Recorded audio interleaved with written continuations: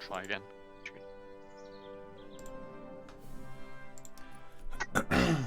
Right, multiplayer. What do I do? Host? Host? Yeah. You just whack a password in. Right.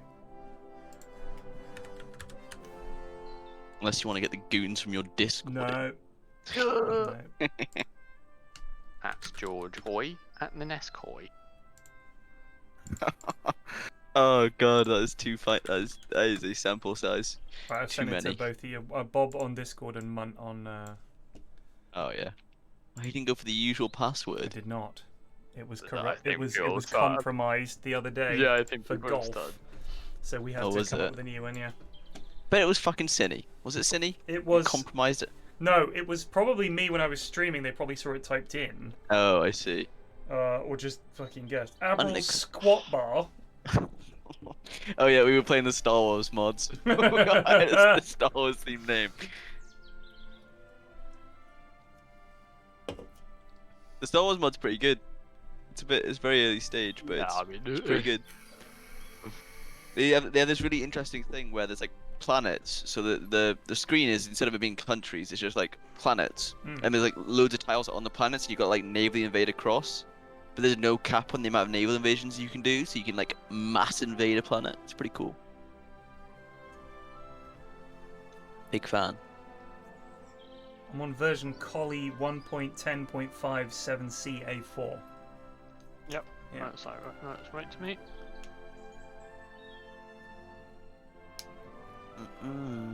Waiting on Bob. I'm in. I'm Admiral Squad Bar. Oh, sorry. Waiting on Munt. Right.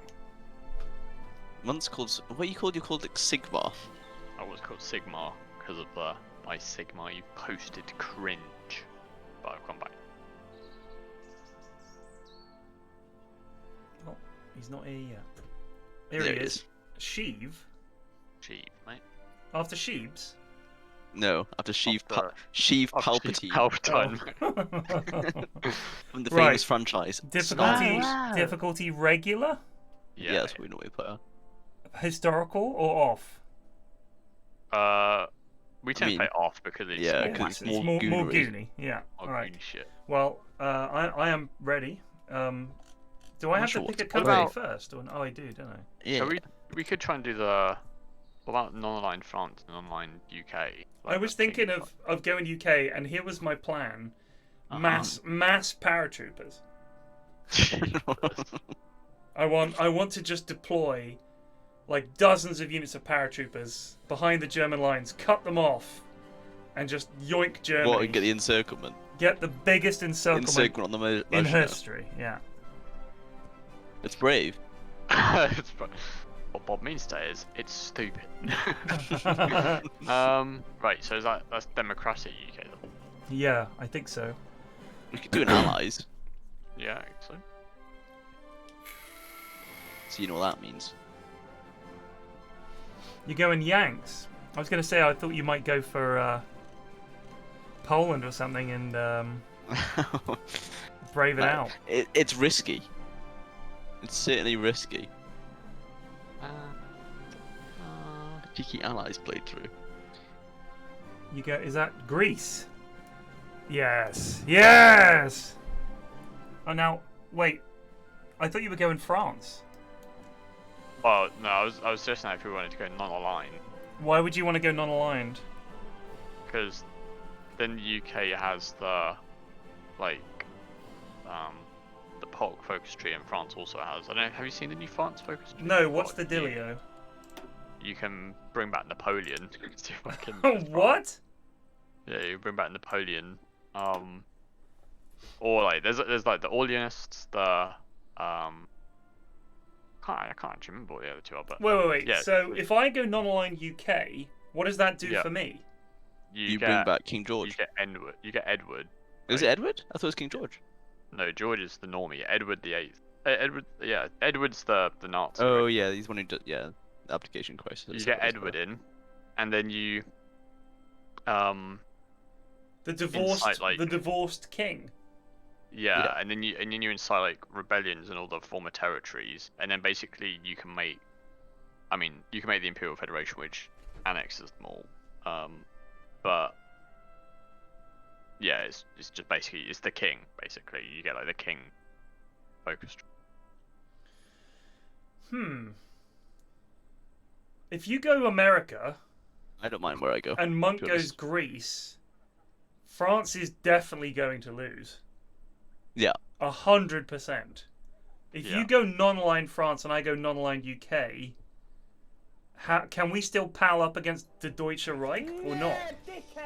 Yeah, we should be able to. Signal just Yeah. resubbed So, for 76 do that. months. Nice. Playing I'll just go. Hoy. I'll just go somewhere else. Cheers. I could go like Portugal. Because their non-aligned treaty is Pog. So what, Yeah, we're all right. going to go non-aligned and With somehow monarchy. form a faction. Is that right? With the Yeah, we monarchy can form a system, faction. bro. All right. The Allies still exists, All right. Ready so you up. can invite people in. I'm ready. Ready? Up. Ready. Portugal is fucking Pog. Any thoughts on Victoria 3? I didn't play Victoria 2, so none, really. I know that I read their blog post saying, obviously it was a time of great colonialism and enslavement. How do you make a historical game that doesn't talk about those things and doesn't allow them? Like, you've got to have them in because it was such a defining part of that era. You're talking about an era of empire, and to make a game around it, you've got to put it in there. But obviously, you know, you can't just like have people fucking calling you out for it. It was an interesting article. It's a tough one. I'm just gonna pop to the loo while you lads are sorting Sweet. things out.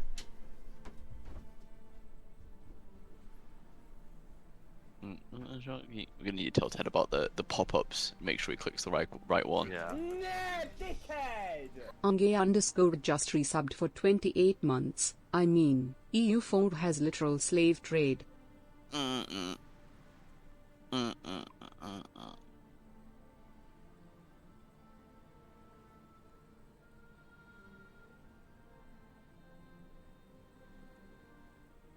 Americana.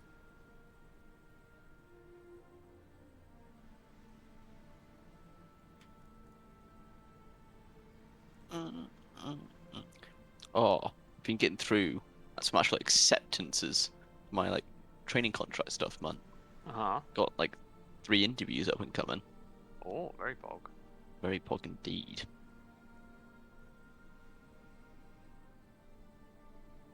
Bed. I might actually be going into the offices as well for one of them. Sushia0 just resubbed for 7 months. Super spreader, fuck. Yeah, well, it's legal. It's not like it's they're not like sneaking me in. How many Yoshi? How many?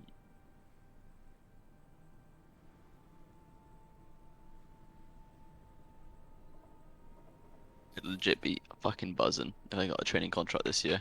I was fully expecting not to get one. I've also got like Chalk. I'm pretty sure I told you about this, but Chalk trying to tell me he's getting into a fucking. He's thinking about going into law.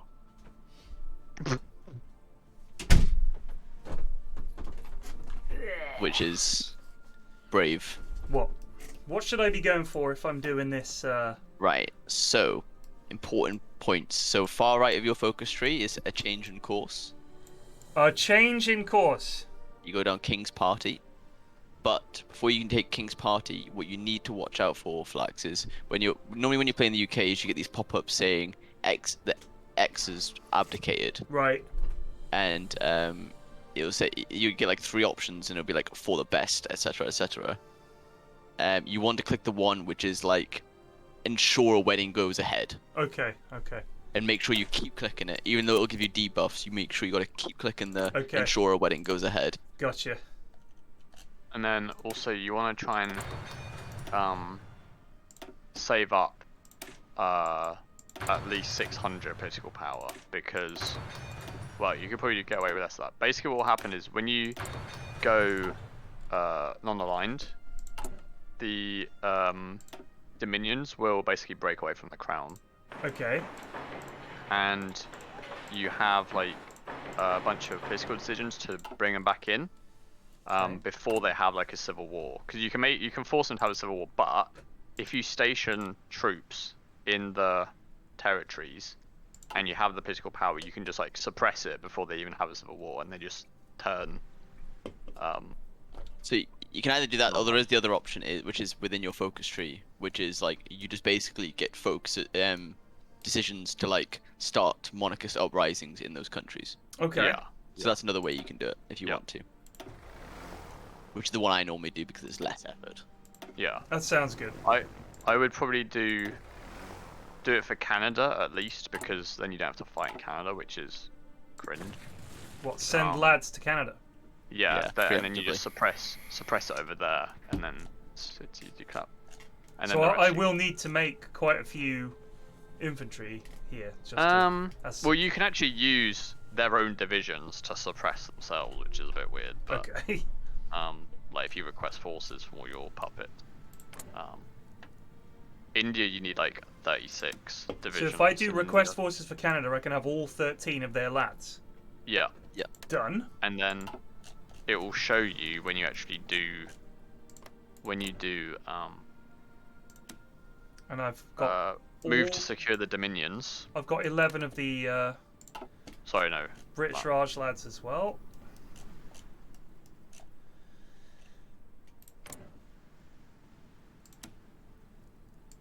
And we've got all the South African lads as well. Yeah. But I mean, because you're going along the line. He can't do the thing you're talking Yeah, about. no. It's if you go like Fascist. changing course in general. But yeah, if you're doing the King's Party, then you can only do the Civil War thing. Alright. Yeah. Let me know when you guys Won't are worry ready. about it too much. Okay. I'm ready whenever you are, to be honest. I'm good whenever. Let's see if we can get up to 4. We should be able to, with Munt turning down his settings. Yeah. Sharks in a canal in Hackney. Good lord. Let's Google that. Sharks, Hackney. Didn't know there was a canal in Hackney. Hackney Sharks find temporary new home. Oh, the Hackney Sharks. Yes, of course. Oh. Alright, so these are just a bunch of plastic sharks. Hoxton's singing sharks have found a new temporary home at Islington Boat Club. So they're not actual sharks.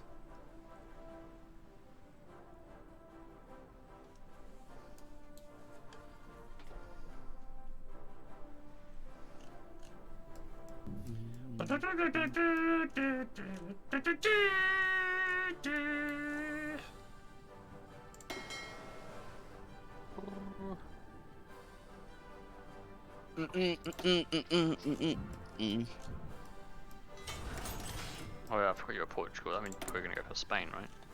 Yeah, I was going to. Why? I was like, if the car lists won, I could just do Unite the Crowns. Oh, right, I see. Sorry. King no, George is I- dead. He's indeed. The king is dead. Long live the king.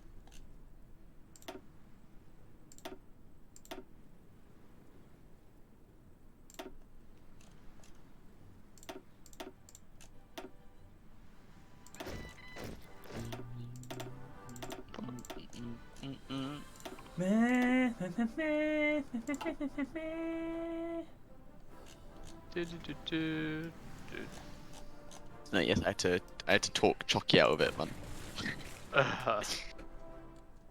Chucky was thinking about getting into law, Dad. Good God. I think Oh, he's gonna sorry, go what ahead and do 3D? it anyway. I've turned off 3D units, so go back to full speed. We should be.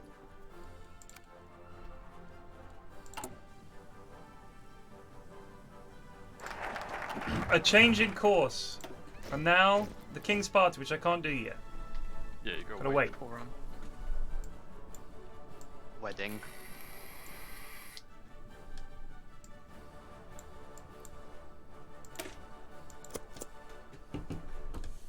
I went to the Gaim today, Bob, and Yeah. it was upper body day almost exclusively. I A see. little bit of core, but a lot of upper body.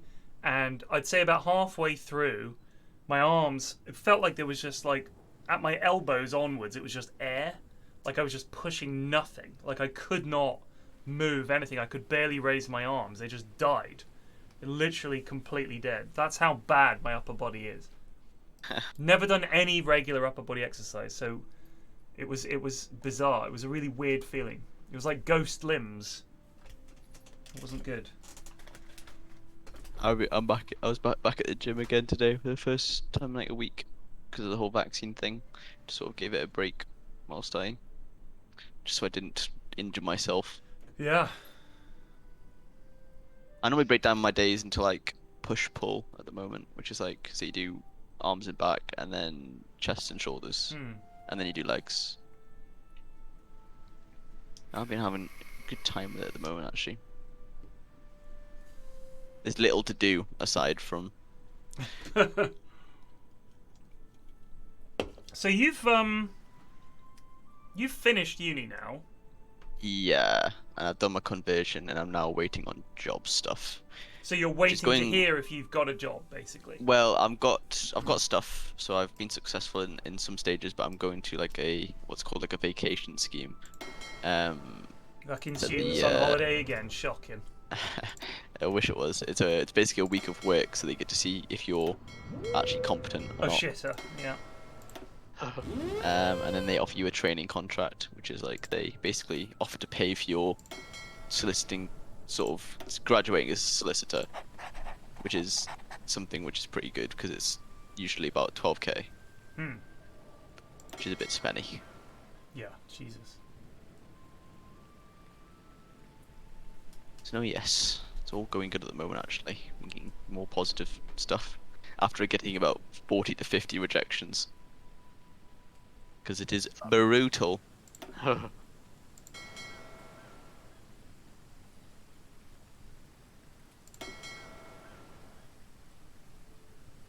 How can I split off a group of submarines as being in a separate thing? Like, my lad in charge of Home Command has too many things. You can. If you select the group and then yeah, or So I've got the group then you just select a new face at the bottom. at the bottom of what? Like at the screen, you see how you got your admiral, and he's got like control over that force. So you've got like one guy with a face and 3 without. If you select that group and then click them on a new force, it should split them off. Nope, that's put someone else in charge. Should split them off. Oh, hold on a sec, I get it. The Montreux Convention. oh, that's for Turkey. I would just don't back them. Don't bother backing them. Does not concern itself with Turkey. Yeah.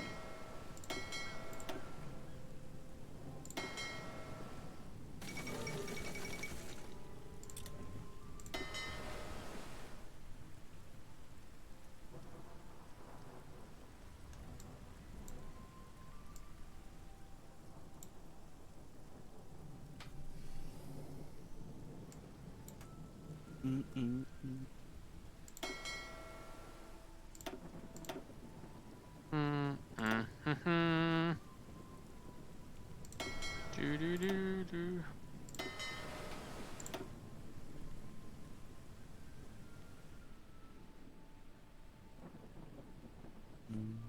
I just can't go for the prime pan. I'm still triggered. Still bloody triggered. So I think, Munt, it's not a CPU issue for your 3-speed stuff, by the way. Might just be in. I think it's just your internet. What, he can't do 3-speed? No, you can't do 4-speed. Oh. Try it again.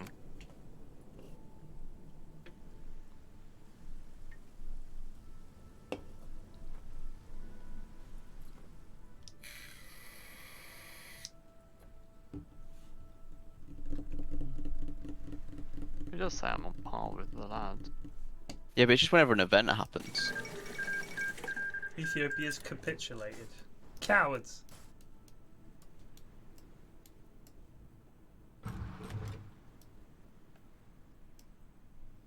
Utilising the bloody leagues.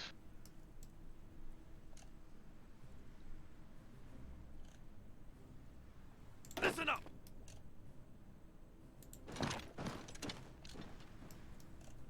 Oh, I'm getting a lot of factories from somewhere. Is someone buying my tungsten? Move out!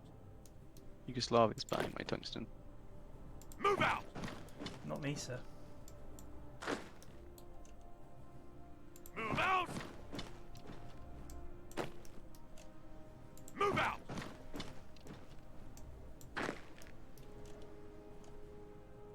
Move out!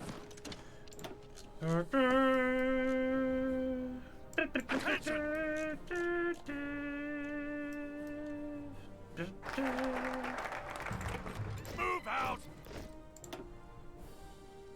Beep beep.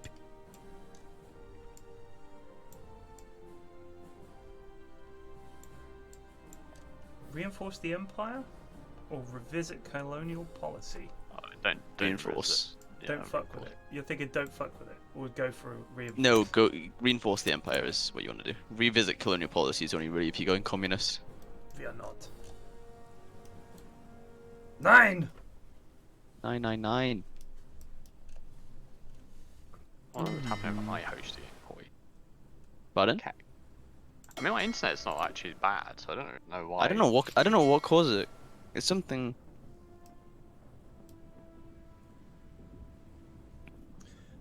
But definitely used to be able to do it. There she is, the HMS Hood. Right. The I mean, pride 3 of the speed's not fleet. too bad to be honest with you, as long as it doesn't Yeah, drop it's down to alright. like 1 speed. 1 and 2 speed is just like treacle. Yeah, well, 1 speed. Literally RP, the RP speed. Yeah, you're literally Like, might as well over- be playing fucking turn Yes. time, turn based. Tried making cheese the other day, Ted. Making cheese! Yeah. Wow, how'd that work out? That's tough. Poorly. First attempt went poorly, Yeah. but not for the reasons you might expect. That it's hard to make cheese and it ended up like shite. What was the problem? Well, okay, well, partially true. So basically, I was trying to make ricotta, right? What's the process? So ricotta is super easy, right? Okay. It's just milk, like the best milk you can get, because obviously that affects Right. Of any cheese. yeah. A bit of heavy cream, Okay. some salt, and white vinegar. Right, that's all it is. The vinegar is obviously what splits the milk into curds the and curds whey. in the way, yeah. So measure it out. Get all. It's like baking. You got to have the right, Right measurement. amounts, yeah. You put it in a pot. The salt, the milk, the cream, and this is the actual make or break bit, right? You got to get it to an exact temperature of like 90 degrees Fahrenheit, Okay. because that's just before it starts simmering. But it's like the hottest God, you the need music for it. keeps juddering for me. Sorry, Maybe- carry on. Maybe Ted's the problem. So yeah, so you're gonna get this exact temperature. Now, they said, you should have a kitchen thermometer for this, right? Which I don't. Right. Which I probably know. But you also. cracked on, Yeah. regardless. Yeah, because they said, okay, it doesn't actually matter if you don't have one, because the easy way to tell if it's around that temperature is if you look at the sort of outside of the milk where it touches the pot, there should be like tiny little bubbles, and that indicates that it's going to simmer very soon, right? And that there's a very thin skin appears on top of the milk, which I got, so I was like, okay, great, this is it. Then you dump the vinegar in, you stir the whole thing for like 4 seconds, Yeah. take it off the heat, leave it for 6 minutes, and then in that time, the curds, separate from the whey, Right. and you have like the basis of the cheese. Hmm. And then after a while, you put that in the like in a sieve with cheesecloth, and then you let it drain for between sort of 20 and 40 minutes, depending on how hard you want your cheese. Let it come down to room temp, bung it in the fridge. Bob's your uncle, you got fucking cheese, mate. Right. Unfortunately, I don't think my temperature was quite right. I think it was slightly too cool, because I was scared that if it comes to a simmer, it's basically fucked. Right. So I was too cautious and put the vinegar in too soon, I think. Right. So they couldn't properly separate from the whey. But it was still salvageable, because I could have turned it into cream cheese, right? Which is basically the Yeah. same process as that. Unfortunately, as I was trying to because I'd put 2 layers of cheesecloth, and I was trying to move the cheese from the sieve into a bowl so it actually cools down, and I grabbed like one corner and another, and then as I was lifting it, I realized that I'd actually grabbed one from one cloth and one from the other, so the whole thing just like slid, you know, like basically I was just like grabbing one half. Right. So basically all the cheese just like went on the countertop. So it was literally just a fuckload of cheese. Splot. Yeah, like a massive amount of cheese on it. I was like, well, that's that out the fucking window. And then I had to bin it. Can I just say? But Can I just say, it is commendable that a young lad on his own is making his own fucking cheese. Like, I am honestly impressed, because most people wouldn't bother. I'm impressed, man. well, thank you. Well, You deserve I mean, credit you know, for that. I mean, well, what I'm hoping for is that. Obviously, you're eventually hoping for it'll- cheese. I'm not Yeah, denying exactly, that. of course. But it's still But impressive. Because it's such. If you get it right, I mean, it's like bread. If you get it right, it's very easy to do, like consistently. So then I just don't have to bother. Don't have to buy cheese. Just have milk. I mean, apparently, it's way better than. Whoa, so, insist on a royal marriage. Yes. Yeah.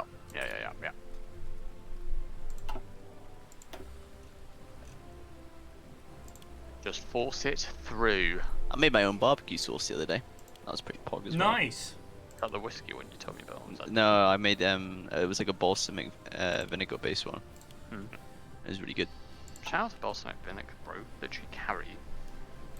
I Balsam- made hummus yeah, as well, actually. Hummus. Oh, homemade hummus. Mrs. F makes a decent hummus.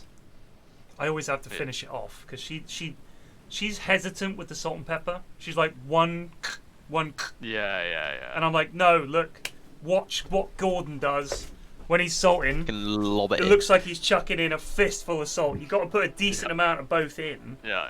Because you think about the volume of stuff you're flavouring. Imagine if you had a big bowl of water and you put a pinch of salt in, it wouldn't make a bloody difference.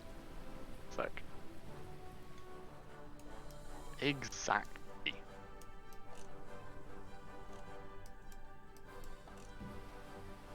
Yes, sir. I've been trying to learn how to play shogi. Have you heard of that? Shogi? Shogi. Yeah. Is that one of the Shogun games, or is that a thing No, called, no, it's literally like- called Shogi? It's the. Well, in this case, shogi is the Japanese version, but it's like the Asian version of chess, right? But it's Okay. like shogi is more like Japanese. So, it has like the same sort of premise. Like you have the same sort of board as chess, and you have, you know, like the row of pawns. But it's instead of 2 rows, it's 3 rows, and you have the row of pawns. Then you have 2 pieces on the second row, and then your back line is just they have similar pieces because they've got like a knight which moves in the same way. How do you spell it? SHOGI. Yeah. But you have like there's different pieces. So you have the gold general which moves sort of around him 1 tile in any direction except from the back, like the bottom left and the bottom right. Anyway, so they have all these like weird. So there's Whoa, some... sorry. Prime Minister restricts king. The crisis has spread to the highest echelons of government, or perhaps the people are right, the king should abdicate. No, no. just force it through. Force it Never through, abdicate. Never Yeah, abdicate. alright. Never abdicate. Carry on. You get all this shit back anyway, like all the stuff you lose. Yeah, I You'll get a figure. fallen government because the parliament basically. Yeah, said, but the well, king will turn up and be like, "Don't worry, lads, I'm in Exactly. charge," and everyone's like, Bloody "Huzzah!" hate. And We Churchill get to be fucking loves peasants. it, and you can get him in as a political advisor Oh, and stuff. Yeah, Churchill Molto bene. and Mosley. Oh, Yeah, and Mosley. Do you know Mosley was the first person to say we live in a society? No. Literally, it's on video. It's literally on video. is it? Is it actually? Yeah. It is It's- on video. When he's talking about unemployment, I think. There's a video of him. It's in the you know, the British television archive. Yeah. I don't think he actually says society. I think he says we live in a period, which is like the old-fashioned. It's very fun. The music keeps and ironic. pausing for me, but it's alright. You know when it's... Oh. For your, whatchamacallit, wait, let's say I'm going to deploy some boats, it shows auto. Yeah. What the... Oh, hang on, you're lagging out, Ted. Yeah, you're Sorry. lagging in Discord. Yeah, I know. It's when I do certain things in the game, it lags me on Discord. What the fuck? So auto just spawned. It'll spawn it probably in London for you. Well, yeah, And it always puts it there. But I'm thinking, is there a way for me to tell it what the auto is? Yeah, if you click on auto and you can change it to... Yeah, no. You Right. mean But my that. default. I want to know how can I change what my default is? Yeah. How? Right. No, it's not. It's not what you're describing, man. Oh. So bring up production. Look at the Yeah. ships you're No, it is. producing, and where Yeah. I can change where it's going to put them, but I can't change when it says auto. I can't change what its version of auto is. Oh, I see, yeah. So I can't say to it, when you're saying auto, what I want you to do is this. Versailles concerns us no longer. You'd have to change each one to the same port. Yeah, that's what I had to do. It's tedious. Yeah. Certainly is.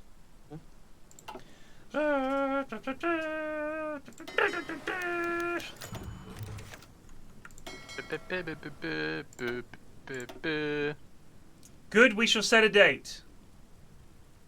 Nice. Yeah. And then once he's married, you can continue the rest of your King's Party focus tree. Sick.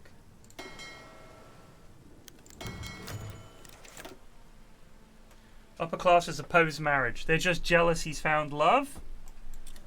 Yeah. You'll get loads of pop-ups like that. It's just them being bitch and moaning. In little noobs.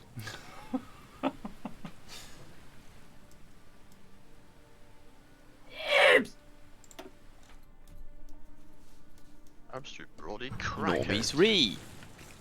Have you played much Dota? I know you played some this morning. But Yeah, played some this have you morning. played much actual, like, Dota? You mean with you lot? No, like, normal Not games. non-turbo.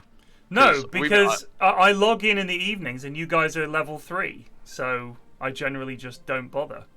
Like last night, I was signed out of Steam, so it looked like I was offline, and I logged in and you guys were already in a party. This morning, I logged in, and you guys were already well, in yeah, a but party. that, yeah, so, I mean, so I just sort of yeah, thought, alright, you were offline when we obviously dosed. got sick of carrying me. I'll play with the goons no. instead. Games have been rough anyway, mate. I The wouldn't worry games in about Dota that. are so bad at the moment. Like, It's a hard It's game. just Medusa every game. Yeah, It's just it's no, legit fucking Medusa Medusa every rough. is game. actually so annoying. It's actually criminal. Like, we had 2 games where like, the Medusa is basically gormless, like a literal amoeba. Yeah, doesn't But matter. because they're playing Medusa, it's just so fucking... The one that He's- gets me is, I think it's her shard. That if you target her with a spell, you yeah, get turned yeah, to it's- fucking stone.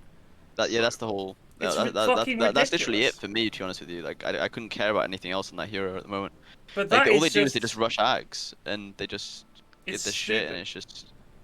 like just makes she's the hero, like, damaging super everybody unplayable. so much, and also all she has to do to reset a fight is press R. It's not a long cooldown, and if you dare to cast a spell on her, you get turned to stone. Like, what the fuck is that? It's stupid. They need to get rid of it. It's really, really stupid. I mean, it's honestly so frustrating because the build also shouldn't actually work. If you look at it on paper, man-style Ags is like the most dog shit Right, item yeah, build yeah. you can think of, right, for a carry. And yet, because it's Medusa, and it's just, there's that clip, I don't know if you've seen it, that Gore clip where he's playing AM, he jumps Medusa, who already has like half mana out of like 2k. Uses mana style, starts chipping it down. She's on 0 mana basically. An Invoker comes in and cold snaps her, and because he's used cold snap, the snake comes out, hits Invoker, bounces back. She goes from no mana to full mana as he uses mana void. So she's basically just like alive, uses BKB, gets away, and then they basically lose the game off it. I'm just Like, gonna have a so- look at it. Let me just pause so the criminal. game. I've got the clip here. Miles has linked it. Oh, it's all speeded up. I think he's just watching a replay. Yeah, he'll watch the. He'll actually Alright, watch hold the on. thing. I see Gorg getting angry. I've not met him. Okay. Look at this fucking snake, dude. Look at what's the mana she goes on. I'm about to fucking burst her, you know? She's 0 mana. I'm about to ult. I ulti her on literally full mana. Dude, what the fuck, That snake man? is How's that fair? insane. She goes on. I'm Look about how to much fucking mana burst she gets her, back. you know? She's 0 mana. I'm about to ult. I ulti her on literally full mana. fucking Dude, nuts. what the fuck, man? How's that fair? She got full mana. She didn't get snake out. Okay, look at this. Use cheese. Well, I should have ulted a little bit earlier. She might have died. This is great. We got Hex off. And this, she's no mana, and this snake comes back. She's full mana. How does that snake gives her like 1800 mana? That is insane. How is that balanced? Yeah. That's No, I know. That's it is, nuts. It is just like ridiculous. And the thing is as well is because the bans aren't 100%. Yeah. It just goes through like so many times. And to be fair, I mean, and this is the case in a lot of these sort of patches. You know, the enemy. I'm sure the enemy don't really wanna. They don't want to pick necessarily have to Medusa, play her, but you don't but- want to play against her, right? Like, Exactly. They're worried that we're gonna pick her. Right, If right, they don't, right. then they pick it, which you know, fair enough. And then random draft, you know, we try. Okay, well, you know, this shit is awful. Let's just play random draft. But the queue for ranked random draft is like 10 minutes. and we Yeah. just don't play We didn't even the get a game. Yeah. Yeah, I it's feel just like pointless. one of the answers is captain's mode, because it's a But even then, guaranteed queue ban. times I think is probably an issue. Yeah, Yeah, the queue, yeah. queue time is the issue. I mean, I don't. A random draft is. I mean, we I mean, pay, I paid from their perspective, if you have, I mean, I guess the way that they look at it is this: if you have guaranteed bans in all pick, then what that means is some heroes just never get played. You never get to play them. And Honestly, if wouldn't mind if that. you love playing Medusa, that's your hero, and it happens to be strong at the moment, you no longer Yeah, get to no, play that I hero. agree, yeah. That's not Well, good for those people either. I agree to an extent, but if the only hero you play is one hero, then I think that's kinda like. I on you a agree. bit. Yeah, I can understand that it does change. I'm the just saying, dynamic. I think from their perspective, if you allow 100% bans in all pick, then first of all, that's 10 heroes banned. So all the most popular, most meta heroes or whatever are banned every game, apart from occasionally someone somehow forgets to pick Medusa or whatever. Good riddance, that shall not stop the king. Yeah, it's tough. Yeah, I mean, I don't know how they would. I mean, I'm just understand the frustration, believe me. Yeah. Like when we're playing Turbo, the number of people that pick AM in Turbo, and it's just like, it's just boring as fuck because it's, you know, sometimes it's quite a balanced game where it's like proper team fights and it's like high stakes and everything. Because if you lose one fight in Turbo after like 20 minutes, the game's probably over. You know, it's tough. Yeah. But yeah, so I mean, I don't play a lot of Turbo, but I play Turbo with the goons because if it's a bad game, I'd rather it would be over in 40 minutes tops, rather than having an hour and 10 minutes Yeah, we played being a toyed with. Load of hour games recently. It's Yeah, rough. it's been pretty bad. Also, I feel like the biggest thing the lads need practice with is farming and itemization.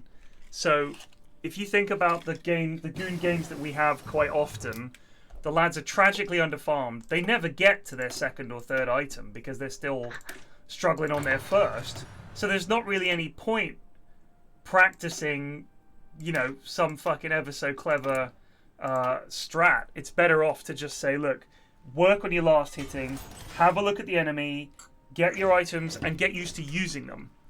Because that's a big thing. People buying items and never using them. Like the fight starts and they just never use them. Or like we had a bristleback today, refused, I can't remember who it was, kept just facing them. And they're all hitting him and I'm like, turn your back. It's like, oh yeah. That's the kind of stuff you've just got to embed in the goon brain for it to become a thing. So it's quite. I feel like Turbo is a decent way to just train the goons. Lots of action, fast games, high stakes. Don't make mistakes or the game is over. I think it's a decent sort of training ground, and I get to play mid, and it's the games are quick, and if people leave, we can get another game going and everything. You know, it's nice and quick. Also, I feel it does a lot for my patience. I'm not a good player, but when you play with people who are absolutely abysmal, if you're stuck there for 50 minutes with someone who's just doing nothing, and you're losing for 50 minutes, it is quite hard. Like, you're just like, I just want out. Like, I just do not want to have to do this anymore. So the Turbo games is quite good because it's over and I can be like, all right, I'm remaking the stack, and you know we'll get some new lads in. But it seems unfair, but it is some of the lads are just.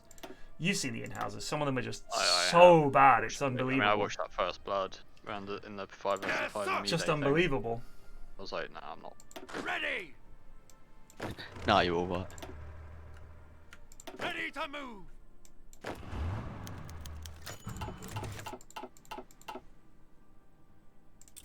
Move out! Move out! Move out! Yes, sir! Commands! Move out!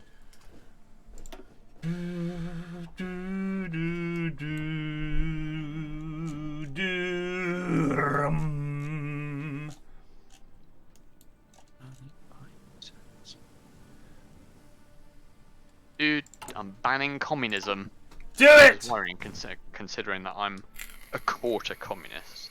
The populace will not be happy.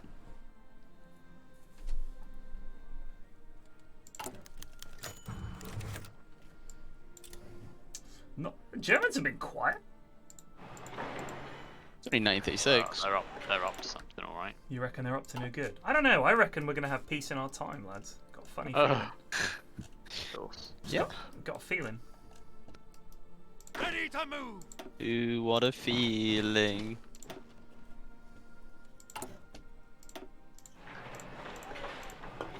Imagine not being an absolute Chad and rushing war with Brazil. You America? No, I'm Portugal. Oh yeah.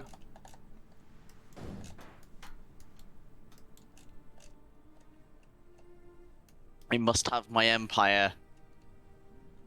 Which one's that? Portuguese Empire. Attention!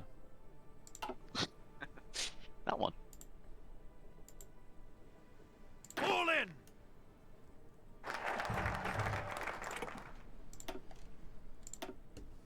Alright, so we've got the King's Party. He's not married yet. We are powerless to stop the Dominion breaking with the crown. Yeah. You'll lose everyone apart from Malaysia, I think. How do we get them back? You fucking kill them. What, we go over there and fight them? Yeah, or you can start civil wars and send troops into the Right, so Oh my god, what is oh yeah, Canada, bro. Look at South Africa's peaced on us. Yeah, they all will have. Dinguses. So we'll have to go up to 3 speed. For some reason, I don't know what it is. I just like when the events pop on my game, it just doesn't like.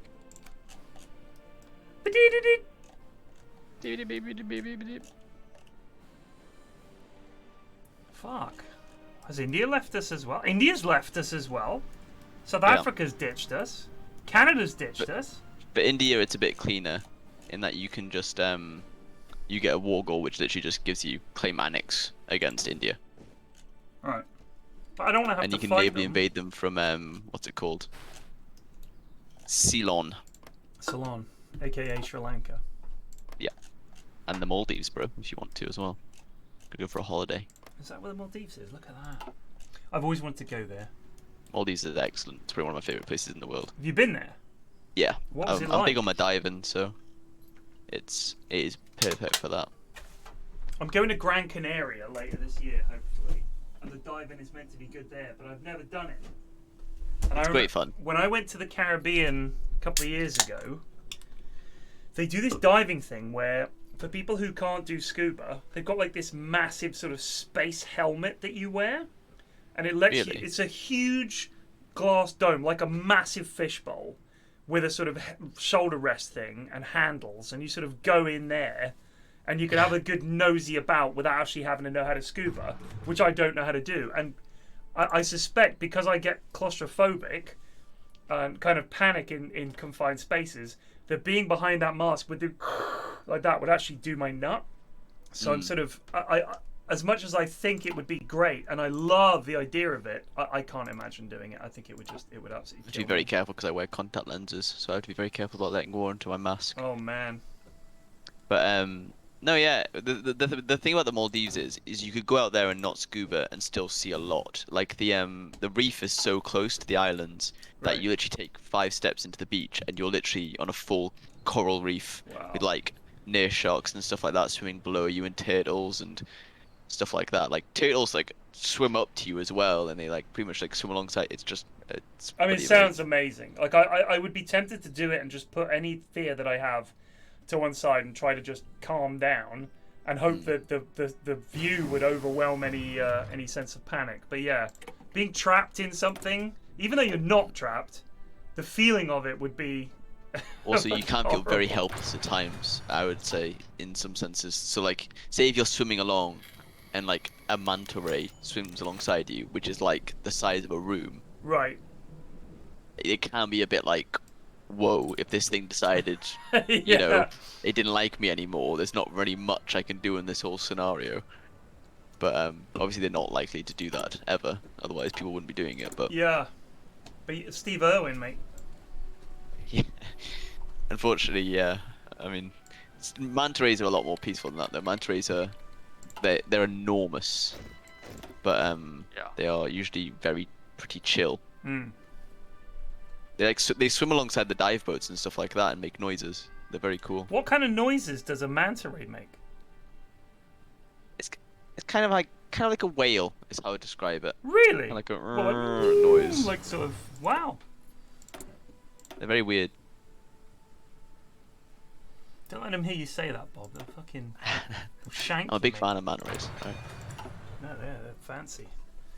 I remember at the London Aquarium, you used to be able to go and there was a big open top tank, more like a big pond really, full of them, and they would come right up like little dogs, and they would want you to sort of scritch them, and people were like scritching the top of them and scritching their bellies and stuff, but they stopped it because first of all, if they bite you, it's like shutting your hand in a car door. They've got a real clampy. What, mouth. the stingrays? The little ones. These are little, Yeah. little ones.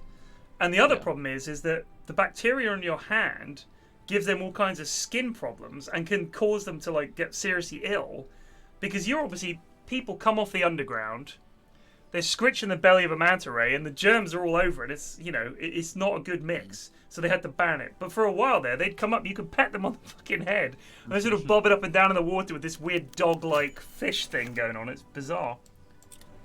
Yeah, I love the idea of going scuba diving. My dad used to do it actually. Oddly enough, he was a big into diving. In Dorset, you wouldn't expect it because it's not good diving. It's like Yeah. very sandy. But there are parts of Dorset where you can do a lot of diving, and he would go right down there. The guys who taught us are obviously based in the northeast, and they do diving in the North Sea, which is something which I probably Wow. wouldn't do. Because there's like 2 types of fish you can see, and it's fucking cold. God. Whereas in like the Maldives, you could literally go scuba diving in like a t-shirt, which is pretty impressive Yeah, considering that's how crazy. usually how cold it is down the bottom of the sea.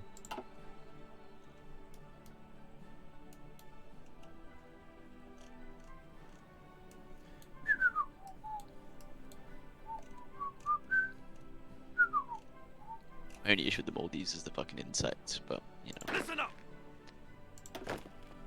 Move out. Can't Move have it out. all. Yes, sir. Chaps, we've decided to stay. We're going to defend. We shall defend our Africa. Whatever the cost may be.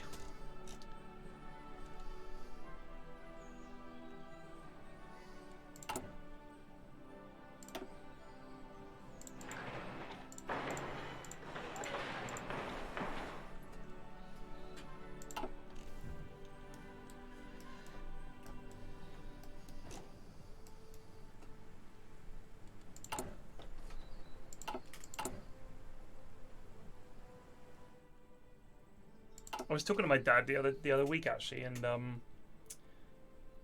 I was telling him that when I was a kid, when we first moved over to the UK, we lived with my granny, his mum, and loads of the stuff that she gave me to play with was like his when he was a kid. So it was things like the King's Party, is that right? Yeah. And it was like obviously growing up in Bournemouth, there's a lot of swimming and everything like that. And she gave me his flippers and his snorkel and his mask, and I thought this is the coolest thing ever, but he hadn't used it for like 30 years, so she just kept it in a box. And his Meccano, which was like Lego before Lego, and it was just metal, pieces of metal and nuts and bolts and screws and all the rest of it. Like, so you would build things from Meccano. They were like they were actual metal constructions, so the metal was like strips of metal with holes in it, so you could you could position it how you needed, like proper sort of engineering required for the Meccano.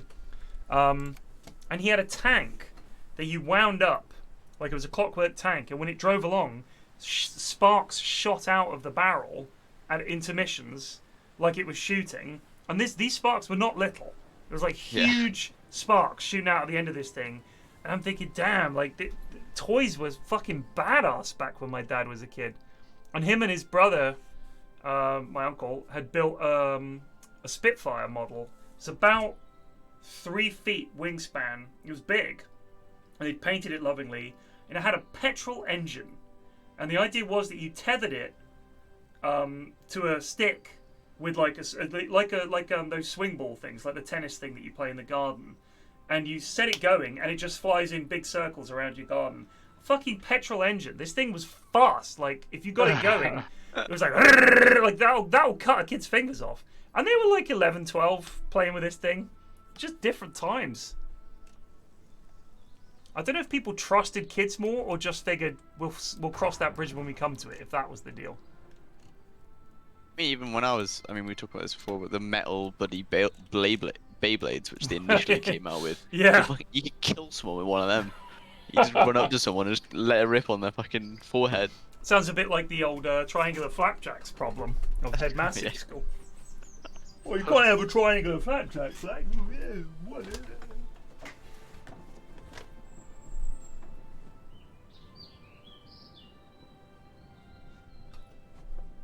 Unbelievable.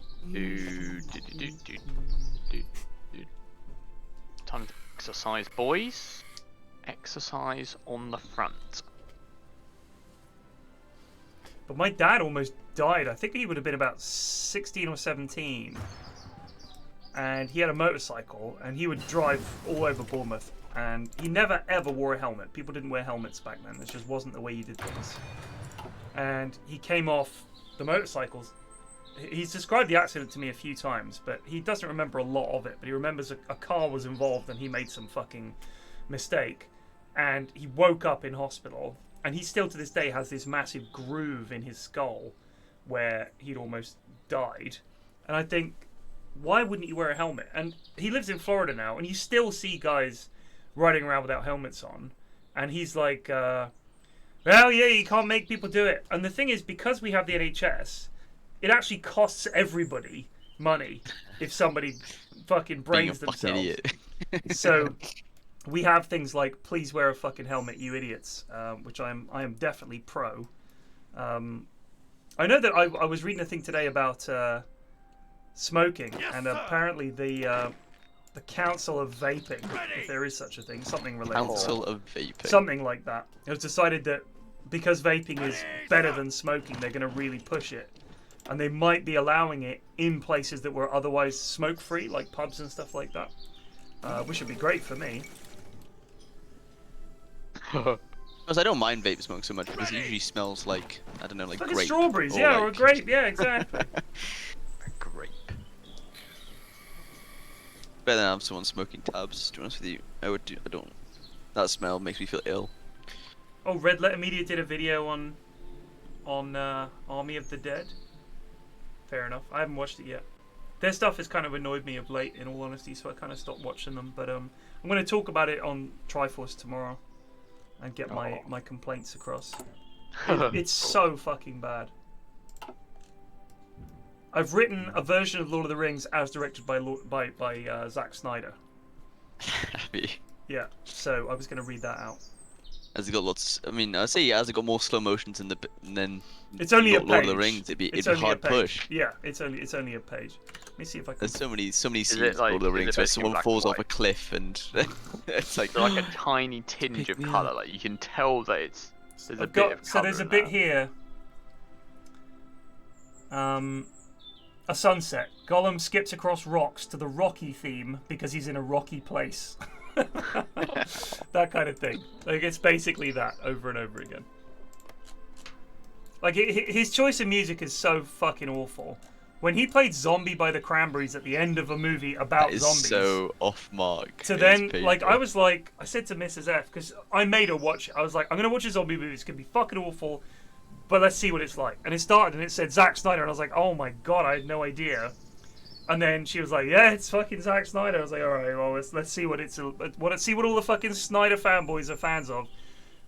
Honestly, one of the worst films I've ever seen. It was so fucking bad because it takes itself so seriously.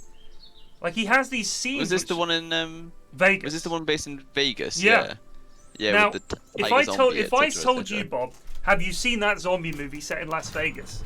Your first instinct, I would assume, would be, is it kind of a comedy? Because how could it not be? Hold on. Yeah. Return from negotiations in Athens. We shall grant them a charter so they can invest. Sorry, old chap. John Ball has more. Investing in Turkey, you don't have to do it. No, this is Athens. This is the Greeks. Oh. I'm going to give small investment in Greece. Let's go, Greece. Yeah, no, it is. So when I was like, all right, let's have a look at this because it's Zack Snyder. I'm not a fan, but you know, he seems to have some hardcore fans. So let's have a look at what it's all about. And it was fucking abysmal. It was just absolutely abysmal. I haven't seen a film that took itself that seriously and was that bad. Have you watched Sucker Punch? No, I haven't. But I have no intention of doing so. That was one of the best, worst films of What is it? my life. Sucker Punch. Oh, it's so good. I mean, my friend used to be a bit of a baked potato, right? He was like constantly on the ganja. Alex this was in _ Crumble secondary just school. resubbed for 5 So, months. After we'd seen that film, we had like a sort of in-joke where he was like the director. Like, they literally gone to him while he was fucking high as a kite and asked him to, you know, make a film. And he was just pitching all these fucking ideas to the board. So he'd be like, so what if we like had like a plane and it was like there was a dragon and like the dragon eats half the plane so that it dies, and there's like some of the main characters on there, but then they're actually alive, but you don't really see the rest of it, you know. And that's literally what it is. It actually is like someone's fucking It's bizarre. stoned Am I going God Save the King here, by the way? Yeah. Sure. Alright, sorry. I just don't want to fuck up the whole... No, it's fine. Oh, I we've mean, got you're it. We've got him. We've got Edward VIII. Nice. God Save the King. And our flag is now the classic flag of Great Britain. Alright. Someone asks it... So I made a point in the Triforce podcast that bands don't make a lot of money touring. And Sips and Lewis and a lot of YouTube comments felt that I was wrong. And I went and looked up what I could find about it. And if you have the top few big acts in the world, they make money touring. But for example, Lady Gaga lost money on her big Monsters Ball tour or whatever it was called. She actually lost money. After it, they said to her, "You're bankrupt. You're actually bankrupt." And she was like, "How? I just did this big tour." And obviously, it's a bit different because Lady Gaga's tour is going to cost a lot more than the average band tour. But if you think of most bands, how much are they making touring? You've got to travel. You've got to pay equipment and everything. all that stuff, all the transport, and essentially this is your living. If you're spending 3 or 4 months on tour, it's going to cost you so much money. You have to hope that people are buying CDs, that they're buying T-shirts, and if they don't, how are you making your money? It's all very well saying, well, yeah, but we're not talking about them. But that's most bands. Like, there are thousands of bands out there. Very few of them make a fortune. A lot of big tours lose money, and I definitely remember, I cannot find the source, but I definitely remember reading an article a good few years ago now saying that very few of the big bands make money on tour, apart from a few, like the Rolling Stones and a few others. That a lot of them, it's a loss leader, where the whole idea is you go on tour and everybody goes out and buys the album and all the rest of it. And that it's all touring was about promoting your album and your records. So the argument that that isn't really a thing anymore because people don't buy records is my entire point. Is that because people stopped buying records, saying they make most of their money from touring is also like saying, well, I used to have 2 jobs and now I have 1, and describing someone as well off. Well, no, it's not. What you're describing as someone who has lost their main source of income, and now the main way they make their money is the way they lost money previously. Like, that's my whole point, and I didn't put it across very well. But I have found articles listing how much most bands can expect to make, and it's fuck all. It's like $20 or $30 or something like that after you add all the costs and all the rest of it in. Yeah, yeah. It's such a big problem. So pointing to, well, so-and-so's tour was huge. Well, yeah, but they're fucking hugely famous. It's hard. It's hard. No, I agree. I mean, it's just not. But the thing is, they still have to do it, right? Because For most small bands, gigs are the only revenue. Right, but Joe, that's my point. Is that you're listing the only source of revenue as gigs. And we know that they don't make much. Ticket sales are worth very little. You get cuts taken from everybody. So, yes, that is the source of most of the revenue. And it's fuck all. That's my point. Is that it's not worthwhile. If you could be doing your day job, and instead you go on tour and earn a pittance, can you really call that making money? I don't think you can. So I think it's difficult. I think it's almost impossible with the takeaway from record sales and the fact that streaming is king now. A lot of these bands are just fucking not making the Skrilla that they need to keep doing it. Yeah, that's right. Hindenburg, close call. A close call. Lived. Me, the Man, imagine Portuguese being on Empire. a mate. I wish we lived in the timeline where Zeppelins actually worked out. You know what? Let me tell you guys something. It's 2003. I'm a young man living up to London. I'm in my 20s at this point. Right, well, I just actually pick am them a all. young man. This is a long time ago. And Mrs. F is commuting into London and everything. She's complaining about her commute. And I said, hasn't London got, like, the most green spaces for a city of its size, like, in the world? Like, if you think about how big London is and how many green spaces there are, and a lot of them are focused out towards the suburbs, but there we have these major parks in the centre of town. Why hasn't someone run some kind of airship line from fucking southwest London that goes into, you know, any of the big parks in town, drops people off there, no traffic, no pollution, nice and relaxing, you just chill. And my idea was that you'd have these things on these kind of poles so that if it's windy or whatever, which is going to be in the UK a lot, they don't blow off course. They're sort of Kind of like a tethered. ski lift. Sort of like a big ski lift, but for blimps. So you lift them up, and they go above the city, because London is quite a low-lying city. It's only when you get into the very centre, like, and really then only Canary Wharf, that it's really very tall. Yeah. And if you just stop at the green areas outside that area, you're not going to be in trouble in terms of bumping into big buildings. So why aren't we doing that? Today, I read an article, and they're talking about running airships in the UK. They are very slow, but you can go from Liverpool to Belfast. Takes about 5 hours, but you hop on the airship, 0 emissions, completely chill. Up it goes, over it goes, down it goes, job done. And they're like, these are like modern airships. There is literally 0 impact from these things. And I was like, yeah, that sounds pretty cool. What is Let me this? guess, it's gonna be called, Garrisons. like, Whoa. the Bindenberg or some shit. Well, you know what I mean. Why is it complaining about lack of garrisons? I don't. Not Oh, enough you, manpower equipment to fulfill garrisons. Yeah. Ghana, Jamaica, Kenya. You probably want to change the division which is garrisoning them. Oh yeah. So What? we change it to. Oh, it's Change it to colonial cavalry. garrison. Change it to cavalry. Cavalry's got. It depends if you've got like support equipment in the cavalry. It's the only thing. I Well, normally I mean, whack the it on basic cavalry local division police has force as more- well. Well, no, the basic cavalry has Less manpower, default. yeah. Default. So Suppression. what? Occupied territories and set them. They're on civilian oversight.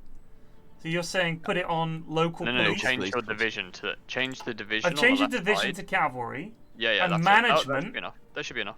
You reckon? Alright. Yeah, because over time it will come down. I mean, Oh, to be It's fair, not we good. need 1 infantry equipment and 81 support Yeah. equipment, so it's not the end of the world.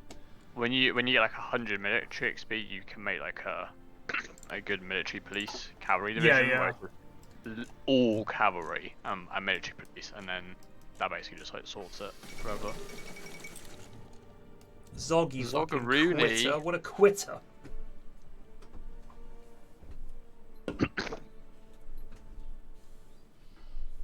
I mean, the thing is, D-Stalker, the idea is that it's going to be popular with governments because it's zero emissions, right?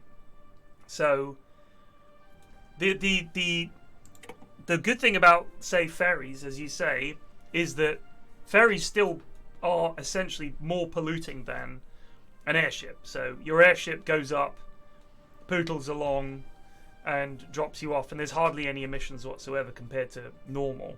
And governments are going to be spending a lot of money on stuff like that as we push towards being carbon neutral. It's the right time to get in on something like that. But honestly, I was saying this 20 years ago. 20 years ago! Why don't we have airships? They'd be great. And people laughed at me. And now, in my lifetime, I guarantee you'd be able to get an airship into London. It's going to fucking happen. Someone's going to come up with this idea. Old Get some man fucking literally jetpacks on the yells go, like bro. Ceylon forward operating base or appeal to imperial loyalists? that. Instigation of pro-British civil wars. Yeah, you wanna be able to bring them back into the fold Boom. ASAP. Let's go. So now you should save up like a bit of political power. I've got so you'll have 119. the opportunity to Help 'em. create monarchist sentiment in those countries. Oh, so if I go to India, say, Yeah. and do... What do I do? Well, so let's say, I mean, if you think about, okay, so for Canada, for example, Yeah. what you want to do is you want to get like a stack of lads and put them in Labrador, Right. and then when you do the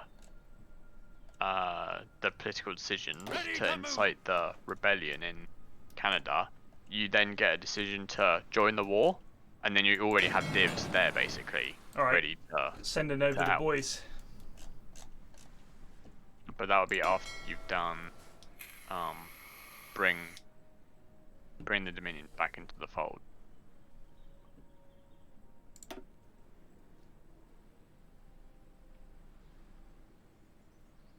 Man, I can't We'll fucking- send over one of our fleets to help out.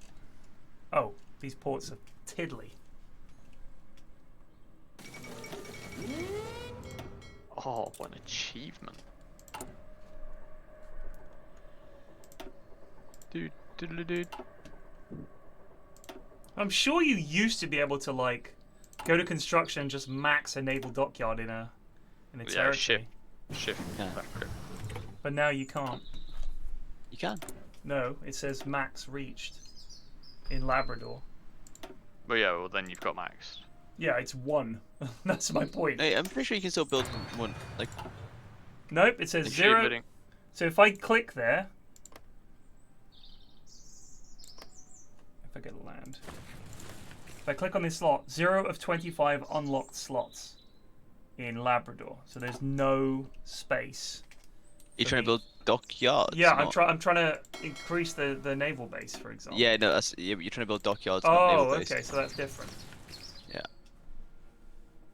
The naval base is the little anchor, Right, right. whereas the dockyards is the Oh yeah. crane.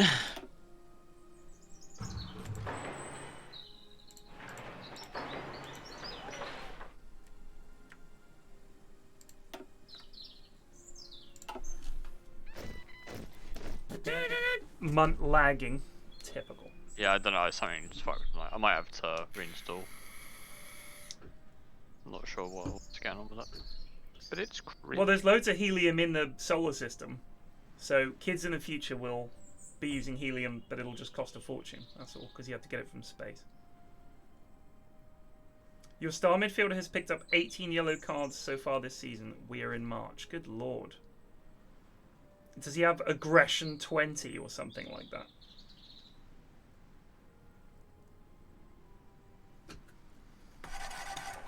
How you liking this invasion? Portugal and Brazil. Just It's illusions of greatness. The Empire. We've got a new king on the block, boys. What's up, bitches?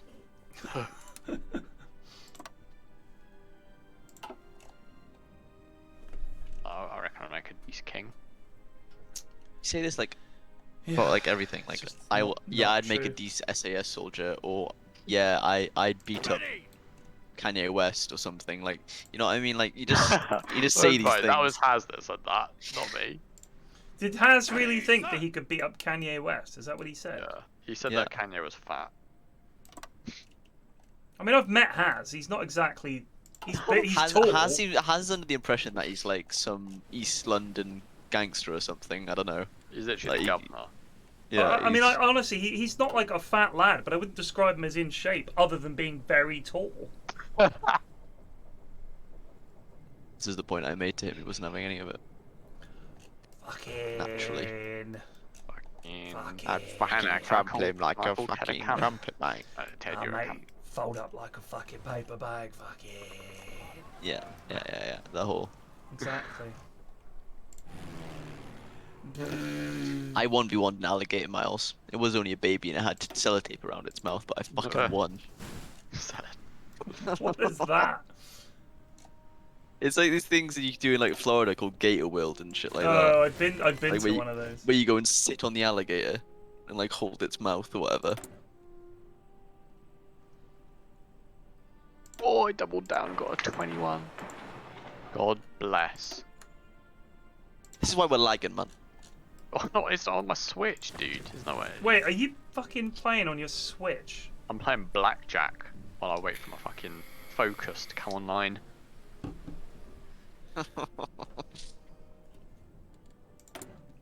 Standard. Do.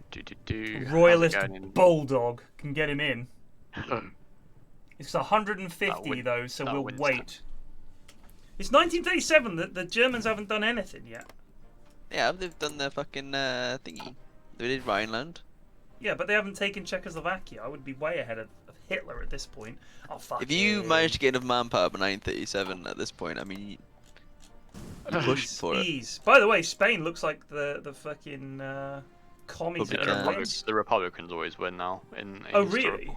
So did they get rid of the whole Carlists and? No, No, no, no. no, it's- they'll appear. They're coming. Don't you worry about that. It's the fact that the Republicans usually do the Stalinist route, so they get like OP help from the Soviets, Oh. which then basically just fucking demolishes the rest of the faction. Bring the Dominions back into the fold. Yeah. Andy? Let's go. I've only got lads in Canada. We haven't got any lads That's in India. okay, you can sort the rest We'll out. do one at a time. Yeah. We've got Harold Alexander on the fucking case, lads.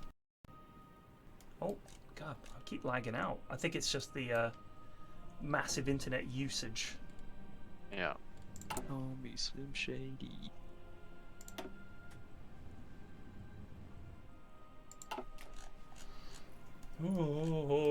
Oh. Du, du, du, du, du, du, du.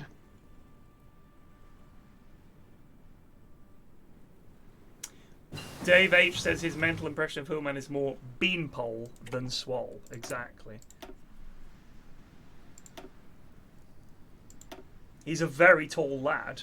Not denying it. Never would. Impossible to deny. He's a very tall Fucking lad. crumple him.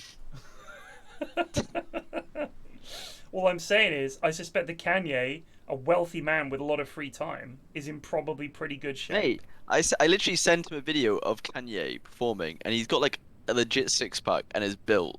Right, because And he's... Haz is like, nah, mate, I'd still fucking have him. I'd love to see I- Haz take on Kanye. Like, I would honestly pay a lot of money to watch that bout.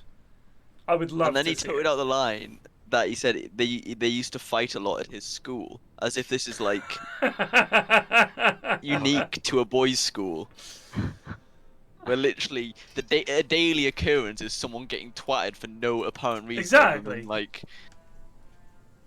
I don't know, No, they nicked there was someone never a else's reason. ruler or Yeah, something there was like that. never a reason. The big ones at my school, the ones that everybody would watch, were the ones where it was the hard lads fighting the other hard lads to establish just- who was yeah. the alpha in the year. Charlie Castleton won.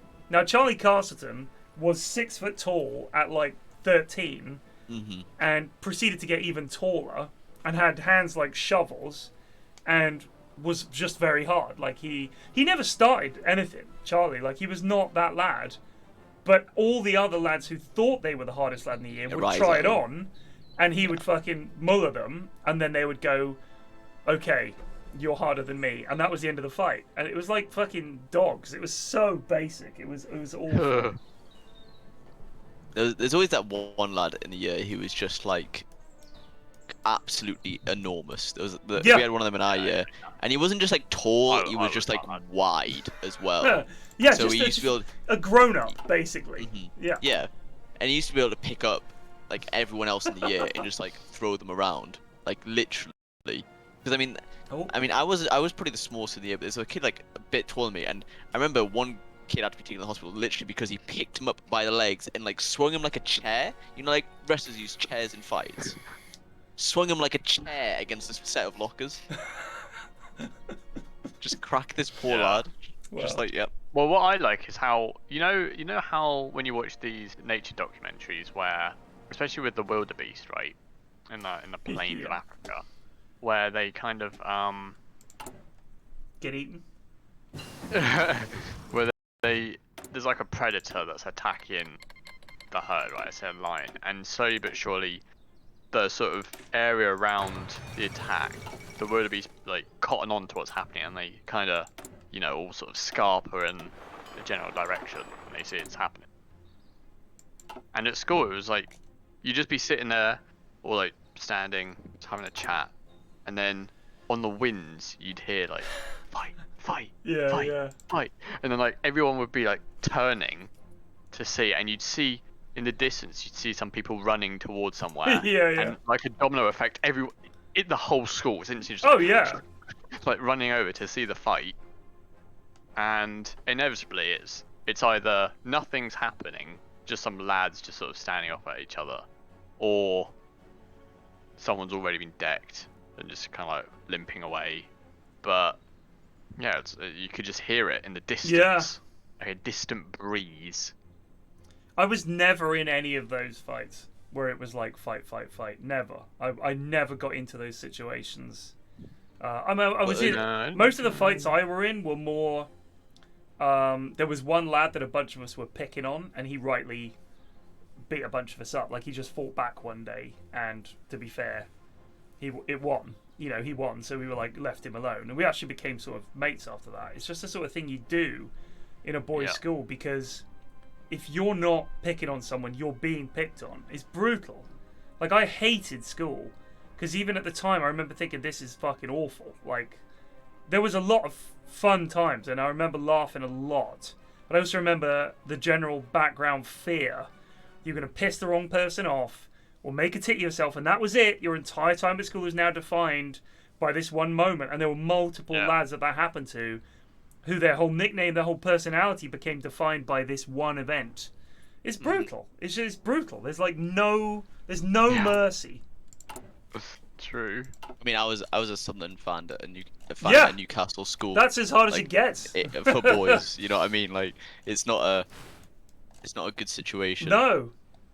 Like, even the teachers were like in on just like giving me grief. So hard. Just like the teacher, like, so there's only one other Sunderland fan teacher, and he used to make everyone else stay behind for extra 2 minutes for every time I get like picked on during the lesson, because he was a Mackham. But that was the only teacher that would like help save me. Yeah. Whereas, to put it as better, my like year 10, I think it was, what we watched on the end of this school was they put me in a chair in the middle of the classroom and we watched highlights of Newcastle beating Sunderland for like 10 minutes. Jesus. Just like, he wasn't even a Newcastle fan, he was a Nottingham fan, but he was just like in on it. The thing is, if he see, that's the exact same thing he's doing. You're the target. So if he joins in, he's not the target. That mentality is like the exact same mentality that we had, which was, I don't want to be the target. Who's the weakling? Ben Wilson, because he happens to live closest to the school. Like, no one liked him because he lived across the road from the school. That was it. There's nothing else wrong with him. But everyone hated him because he lived across the road from the school. Available war goal: Canada, South Africa, Australia, New Zealand. Alright, so if I go for the sun never sets, no. Consolidate the British Isles, no. Ceylon forward operating base. You do consolidate the British Isles and take Ireland. Right, but what I'm saying is, how can I? Because I also need to do. It's in your decisions. But I also need to do other things like fucking general armament and fucking shit like that. Yeah, I mean. Yeah, just pick and choose. Right. There's no good set way. Also, when you're playing like football outside, there's generally like a consensus that if you 2-foot someone to do like stupid tackle, I mean, there's not like free kicks or whatever, but like you stop and like you kind of get a free kick. 2-foot tackles are just allowed on. I was just always 2-foot tackled. Brutal. It's just not fun. Until I broke my collarbone was when they stopped doing it. It's when they stopped doing it.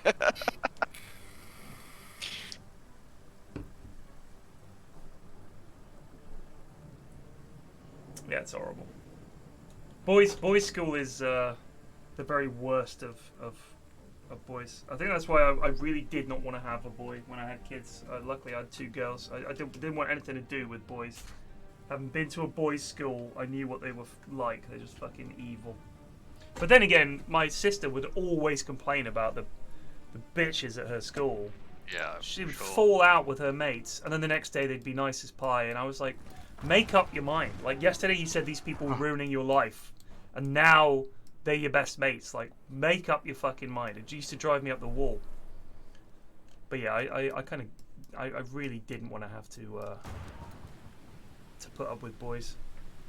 A teacher was projecting her screen for the class, and a message comes up from another teacher complaining about a student picking his nose. We all saw it. Yeah, that's it. That's the end of that kid's life. That's it. For us, it was the Italy trip in the 4th or 5th form.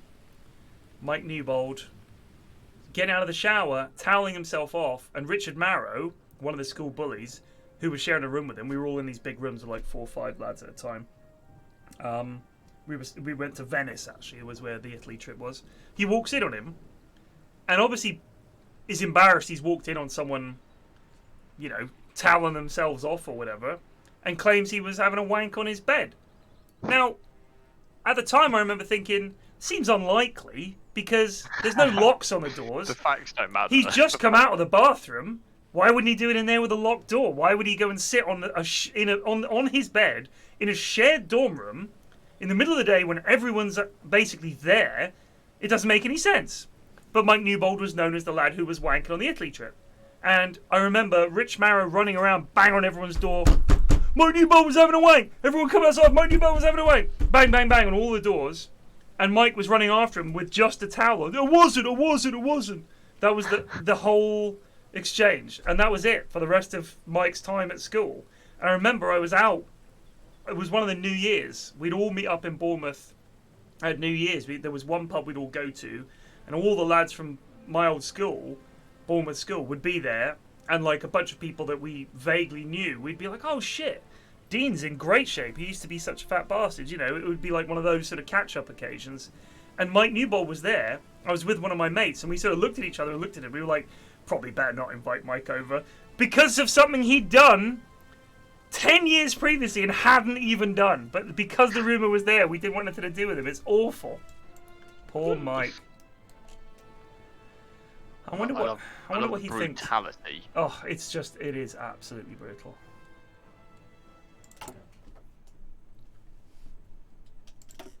What can you do? Can you do? Nothing.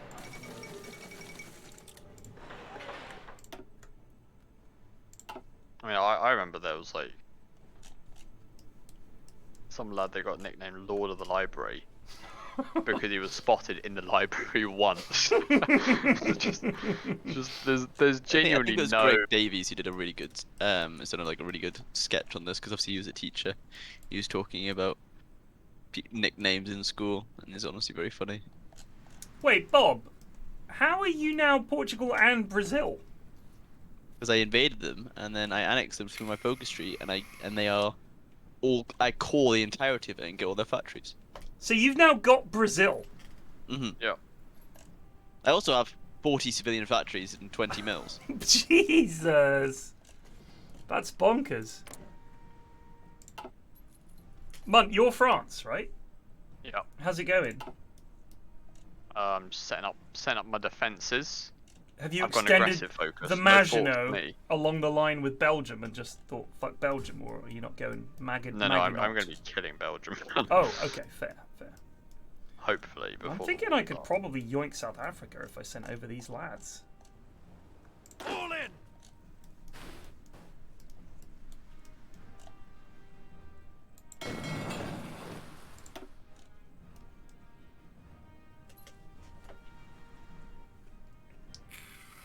Do. To get on my disjointed government. The Joe King guy says, the rumour for me was that I shit myself having a wank in Belgium on a school trip. I did not have a wank. I just chose GG to from shit. there. Yeah, it's impossible.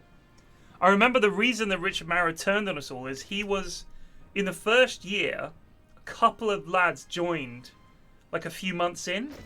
One of them had moved from a different area in the UK, and Richard had come from boarding school, and I think boarding school had messed him up, as it does a lot of kids, I think, especially an all-boys boarding school. As bad as you think being in a boys' school is, living with them as well must be 10 times worse. Like, there's no escape.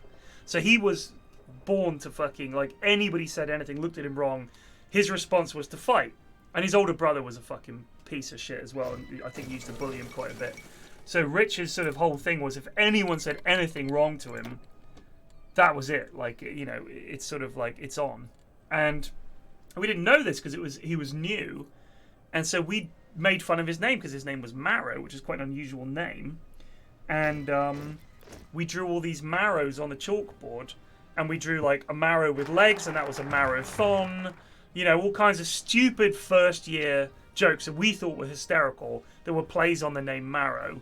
And he came in and saw all this and just looked around. And we were just laughing because we thought, he's embarrassed. But he went and got his older brother and his mates who were in year 3 to come and kick the shit out of us. And we deeply regretted it. But from that point on, he hated everyone in the entire year. He had no friends. He literally just decided, that's it, you're all fucking dead to me. And if you looked at him wrong, that was your ass. Year 3? Did I hit that right? Yeah. So we were in year 1. So that would have been... We were in year 7, as it is now. And they I would was have going been... to say, year 1, you're No, like... they would have been... You gave them shit. No, first form and third form. So with secondary school, it was first form was what is now year 7. And third form would have been what is now year 9. Which is a substantial difference in size. If you think about 11 versus 13, 14, it's whoop, they were giants at that point. What if the punishment if you got caught bullying was to then get sent to if you're in year 7 you got caught bullying, you get sent to year 11. So you'd be in the year 11 gets annihilated. Got a bully here who thinks he's hard, lads. You know what to do. Get him! It was a lawless wasteland for sure. It was. I remember the kids getting put in the bin. Listen up. It was, I got put in the bin quite a lot. there was a game that Or the locker. Yeah, there's a game that I invented that became the absolute scourge of the school and actually properly fucked. Is this delicacy? It is delicacy. Have you heard this, Ted? No, I haven't, mate. Basically, I don't even know how I came up with it, but Ready to the move. point is, so obviously, in terms of the school that I went to, sort of around half the pop would buy things at the canteen, and the other half would have packed lunch, right? Yeah, So, we had about the same mix. yeah. So, but what you would do is if you saw someone that was eating a food that was like remotely exotic, right? You'd yell delicacy, and you'd like slap the bottom of their hand, so you're forcing their hand upwards to like throw the food into the air, because obviously they're not holding it super tight. So a minimal amount of force, and the food goes flying. And then when it's on the floor, you then stamp on it, because obviously the natural inclination, you know, little scoundrels, they'd pick it back up and they'd still eat it, like they brush it off. Of So you course. have to stamp on it to make sure that they can't get the food back. Right. You invented So- this. Yeah, so I invented this delicacy, right? So basically, normie things were fine, you know, bananas. If you ate a banana, I mean, that was counted as normal, so, you know. But if you ate a kiwi, for example, you could expect that to be on the floor in seconds, because someone would see it. And obviously, yeah, delicacy. Now, the issue was that so many people were doing delicacy that it attracted this giga swarm of seagulls. Hold on. They're Sorry. obviously eating Of what? Giga swarm of. seagulls.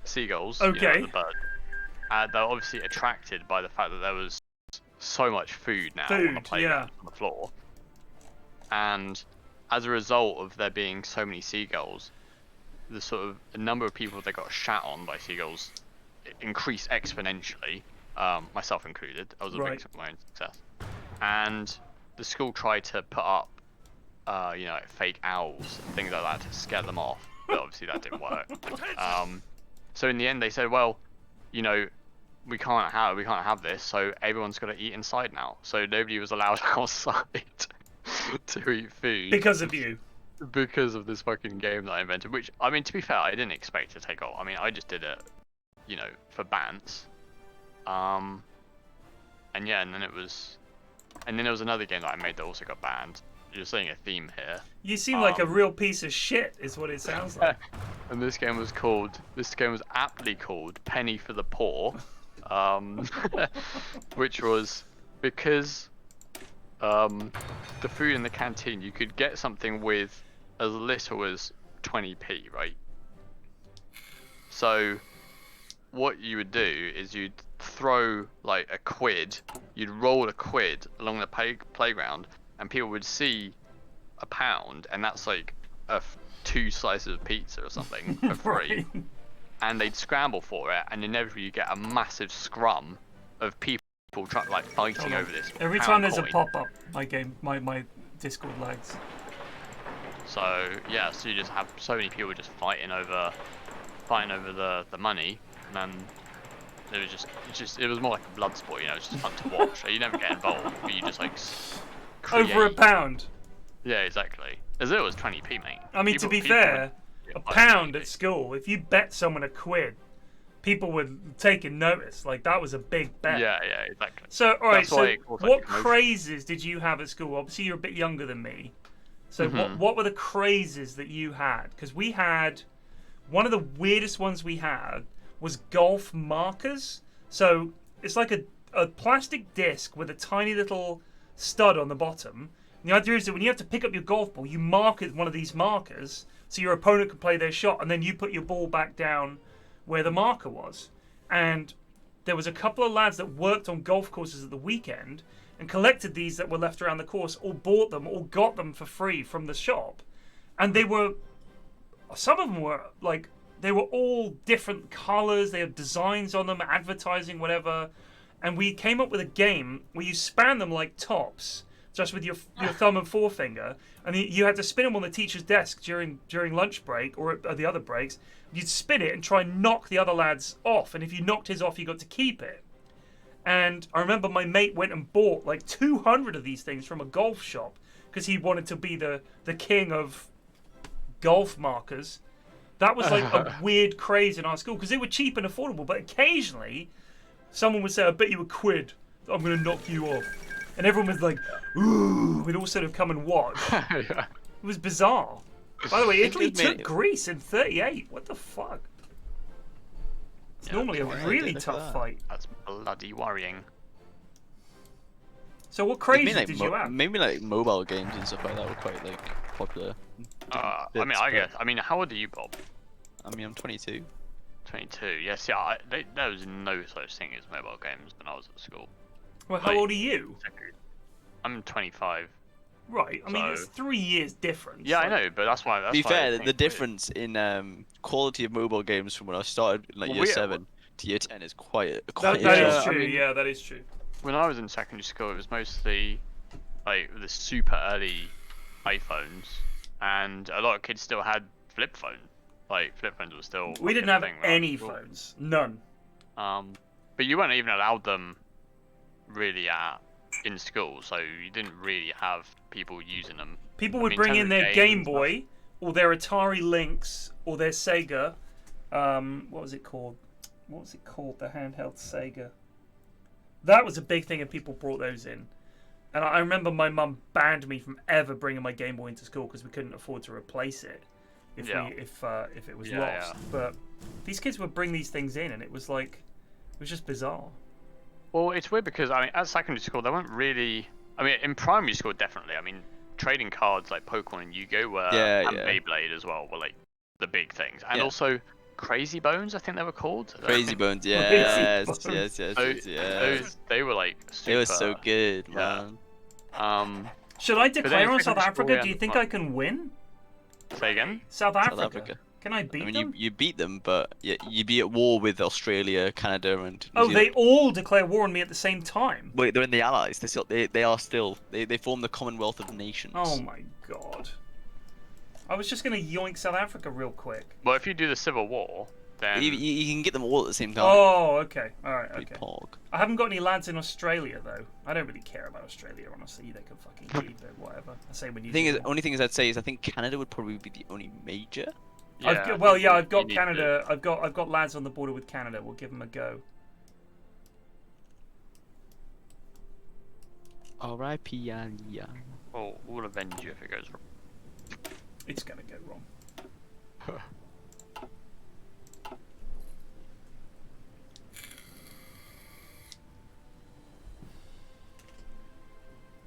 At my school, there was a massive standoff between the cliques of the jocks and the emos. Teachers and cops had to stand between two big lines of people. I'm fancying the jocks there, in all honesty. Yeah, I was gonna say. We used to steal each other's coats and hoodies and give them to charity shops, so they had to buy them back. That's not like That's At pretty, least that's a pretty good pretty cause, you know. That is pretty good.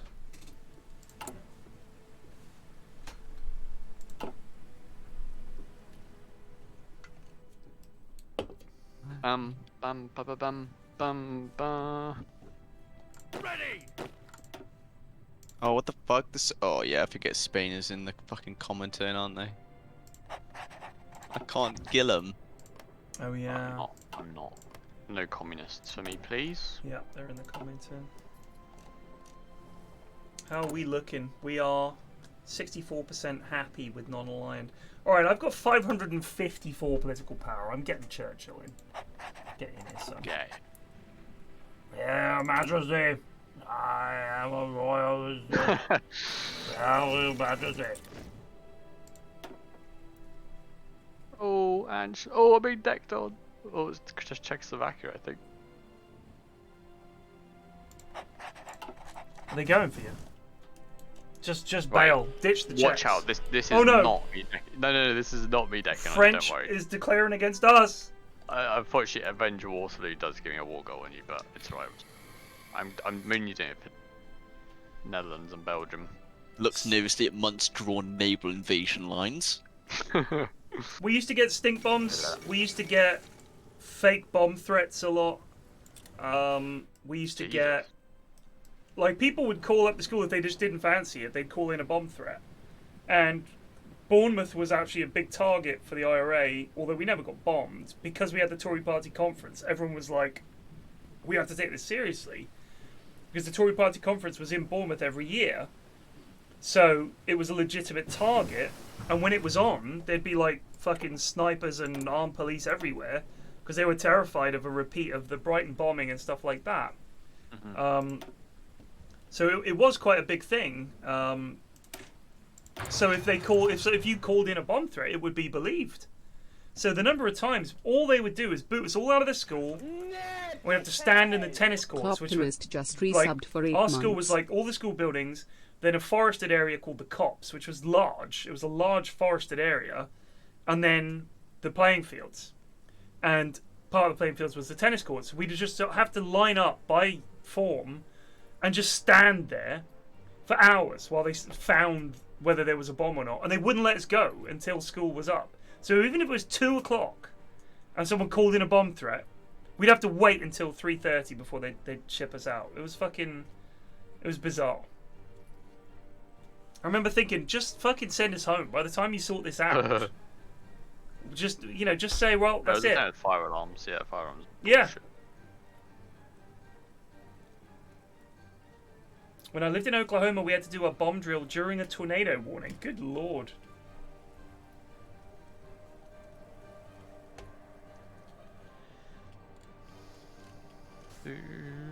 What am I working on? Royal Ordnance Factories, and then I'm gonna make the South African the Safas kick off, and I'm gonna jump in and help out, bring them back. All those noble Canadians who want to be part of the crown. Do I get Canada, or does it become a puppet? I don't know. If you do it as part of the, I mean, you do it as part We go of make some food. I just keep it running. I won't be long. Bring the Dominions back into the fold. It's like you annex them, but if you ally the Imperialists, then they become your puppets, and you don't necessarily have to go to war with them. So, Okay. but if you join on the side of the puppet, then you will be at war with the rest of the Commonwealth. You'll have to explain it to me when it pops up. I didn't know Cock was an Okie. And Sarah, delighted that we actually have a new target. Well, Sarah, you should be welcoming your fellow Oklahoman with open arms. And on my first day of school, there was a fire at my school. Literally on the first day. That is bizarre. As a Canadian, I would like to speak for my people. We don't want you here. Yeah, we'll see about that. God save the king. Mate, imagine a timeline in which the Franco-British Union went ahead. What was it? It was like the proposed, as France was falling, the proposed annexation of France by Great Britain Good to make God. like a super state between the two, so it'd combine the two empires. So you'd have like Wait. the So military. this was pre-World War II. No, this was as they were losing World War II. They said, we will become part of the UK. Well, it was proposed to the government, but obviously the French government. Were like, well, it was "Fuck off." accepted by the UK government, and some people in the French government also approved of it, but it didn't pass because. I mean, honestly, basically I'm thought not that being they were funny, gonna- but if Great Britain and France had become one nation, that empire is enormous. The manpower is ridiculous, and we would basically be the biggest power in Europe, bar none. Like, I'm pretty sure we would still lose in a stand-up fight with the Soviets, but that would be insane if that was the way it was now. The old FB, you know, if it was Britain and France were basically run by the same government, that would be unbelievable. Yeah. No, it's crazy. How ready do you think you are to hold off the Nazi hordes?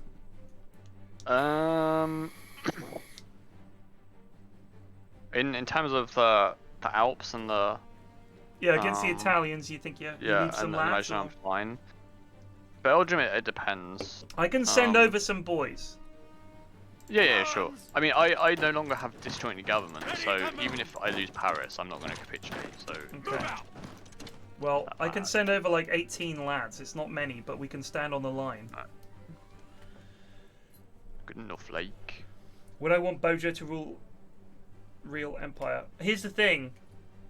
If let's imagine, you know what? All right, so here's something. Actually, I'll wait till Bob's back because I'd love to hear his opinion on this.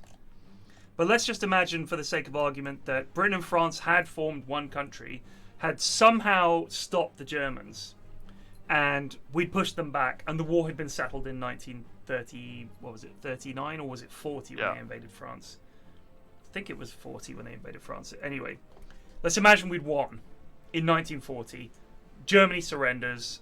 They never go to war with anybody. They give up Poland. The Soviets never get Romania and fucking Hungary and Czechoslovakia and Poland. All these countries that became Soviet because of that. Let's imagine that happened. And we had stayed as one country, and we had punitive measures on Germany and all the rest of it. Germany does not become, after the fall of the Berlin Wall and all the rest of it, does not become the European superpower that it is. I mean, people have said forever, whoever controls Germany controls Europe, right? That's been the thing that's been said for a long time. The USA never has the Lend-Lease program. We don't owe them money. They never industrialize. They never militarize. And they basically stay a sleeping giant.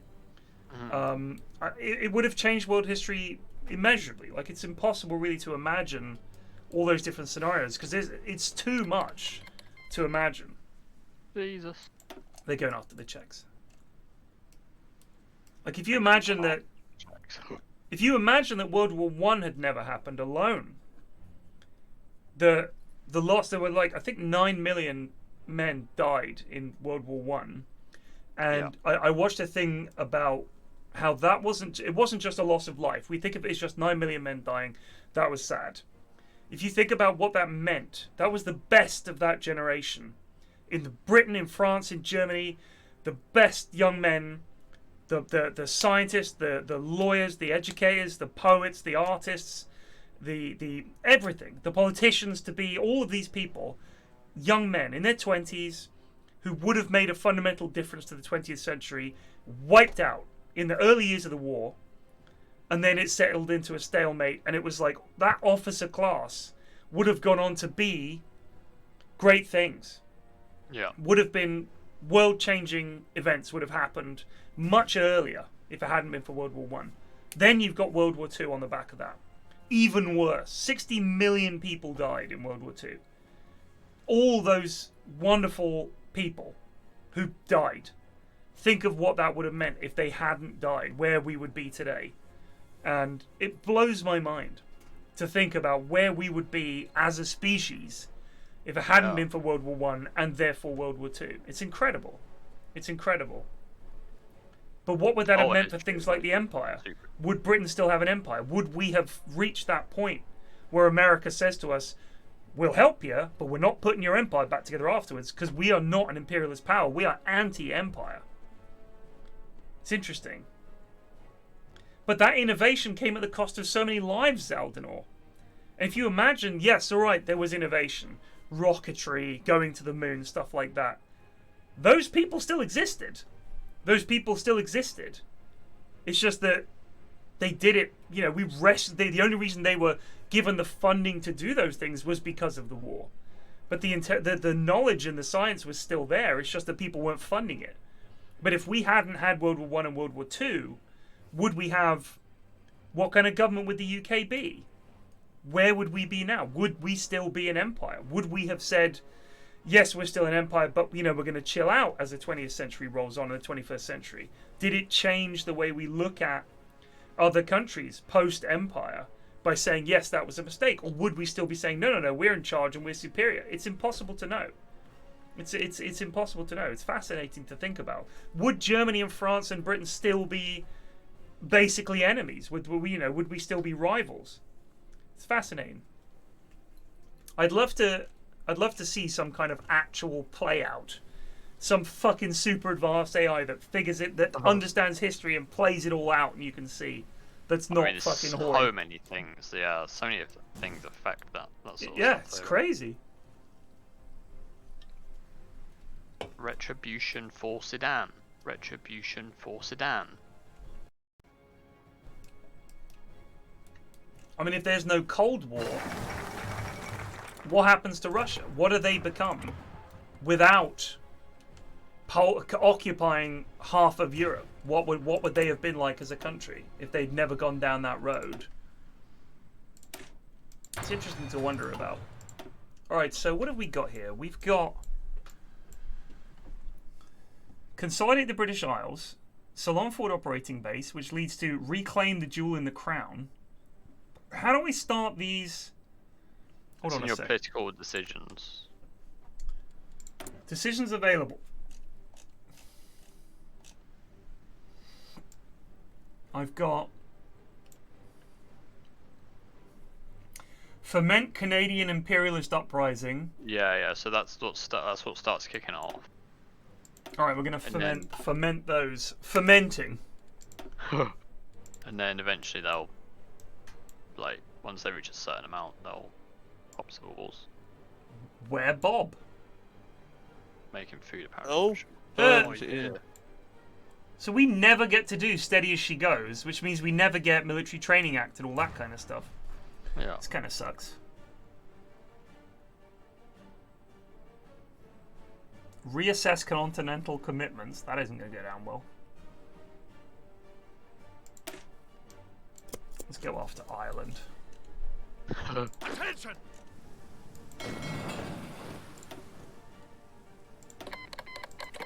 J'accepte. See why? Can you invite me into the faction? I don't have a faction chief. Oh, you don't? Oh, don't worry. I'm making one soon.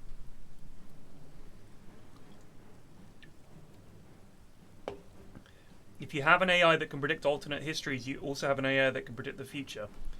I don't know if that's true, Meridian, because if you give an AI historical data of the people involved, statistics, data that is concrete, it's much easier to predict than if you say to it what's going to happen 10 years from now. Whereas predictions are based only on current data, not on what actually happened and what the results of that were. I think it would be easier for it to predict possible futures from the past, like possible changes to the way things would be based on all that pre-data.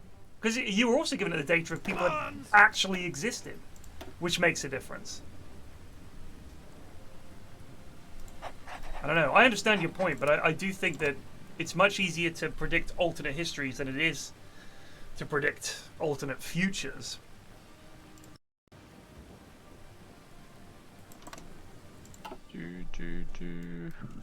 Let's get some fucking XP by owning the Irish. I should be thrilled. Ready! Can you? Yes, sir! Actually, I actually can't make a faction I can make a faction. Listen up! because I have to. Germany has turned not to the list for me to make my faction. I can make one. Don't worry. Which one can you make? We just make. I just have the power to create one. Right. Pog. It's very tempting to join this war against Germany, seeing as the Czechs were actually winning for some time, but. Yeah, might have been a boo-boo. There's an alternate history. What if France had joined on the eve of the invasion of Czechoslovakia? Won't start asking about what ifs. London the conference. The closet Nazis will start crawling out. History would not forgive us, and I'm going to go for a lasting peace must be sought. Let's go have a nice cup of tea with Hitler and we'll sort it all out. Peace in our time. Oh, hang on, I can make a faction with Yugoslavia, what the fuck? London Conference, create a faction, French Alliance, Yugoslavia joins faction. Game base stability, or do I can keep the peace? And I just abandon the Yugoslavian. You'd also have the whole butterfly effect. If World War I never happens, does Winston Churchill still become the person he was in our history? And if he doesn't, wouldn't the data we have on him be worthless if he isn't really the same person? Yeah, but it's still more predictable than not knowing who's going to be around in 30 years' time. We at least definitively had people. Listen, Megas Dia Doki, I don't want any backseating. This is just basically an excuse to hang out with the lads and chat and play Oi. I don't fucking care about combat width and all that shit. Go. What? France versus Belgique. No point. I need to farm these lads for a bit of XP. So hopefully it will be Gucci.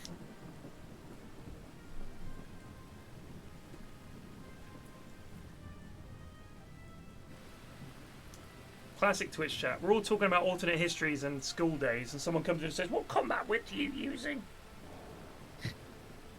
Gotta know.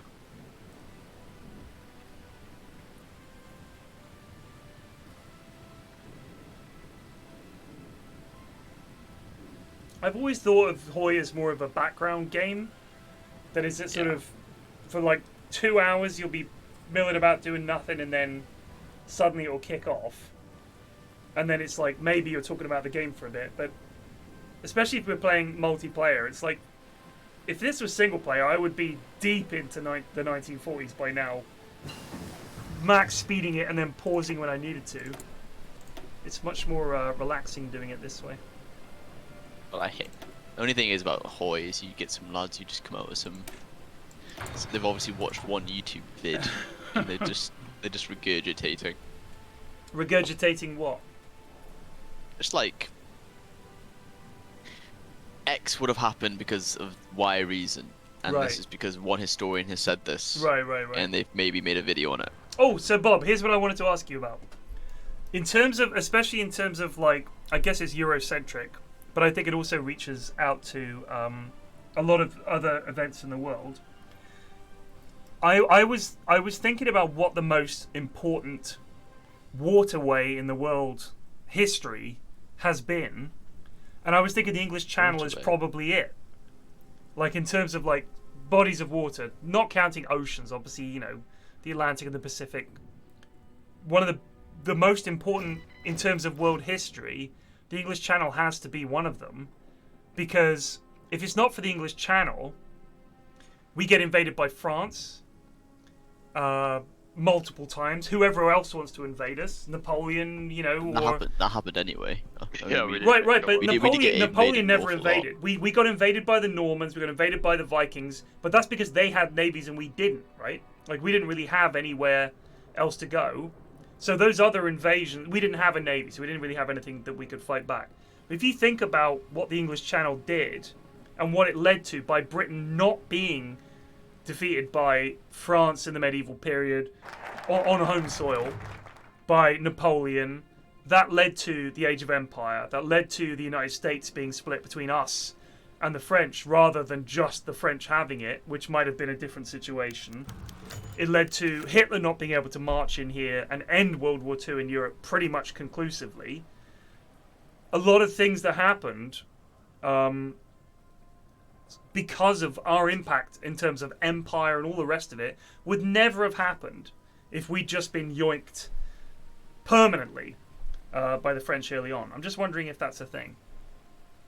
There's actually quite a lot of. This probably is quite a niche area of history, but I rather suspect there probably is quite a lot of people who like to look at regions of land and sort of natural geography is to explain why things are the way they are. Mm. And I think, in terms of bodies of water, rivers probably have some greater importance in some countries. Like I rather suspect the River Nile is like central to Egyptian history, like not even just necessarily Egyptian history, just like Northern African history, stuff like that. So I don't know. It's quite hard to make a set judgment on exactly which body of water has more impact. I don't know. I was just thinking, if you look at all the things that happened, I mean, essentially we have had, for good or ill, a big impact on world history because of our navy.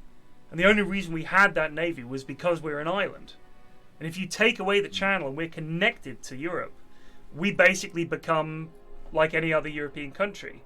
And we probably would have been invaded by multiple people. The Med probably has, for me, in terms of interesting, I'd say the Med is probably the most interesting body of water in history, just because of the amount of like connections it enabled. Yeah. I was thinking of it purely from a modern history perspective, where we'd be without. I mean, obviously, yeah. If you go back, the Nile. Yeah, it depends how far you go. Being there is like no Nile, no Egypt. You know, no Egypt, no everything really that stemmed from there. And I'm sure you could find bodies of water, like if the Ganges doesn't exist, that changes India's history and stuff. But I think if you look at ancient Egypt and their effect on the modern world, you couldn't point to something and say, well, that was because of ancient Egypt. I feel like if you look at the English Channel, Britain being separated from the rest of Europe has led to a lot of differences. And even Brexit, you could point to the Channel. If it wasn't for the Channel, if we were connected to the Netherlands and Belgium, we'd be completely different. What's happened here? All your civil wars have kicked off, Ted. Oh, have they? Christ. They have. Fun? Yep. Oh, right. Sorry.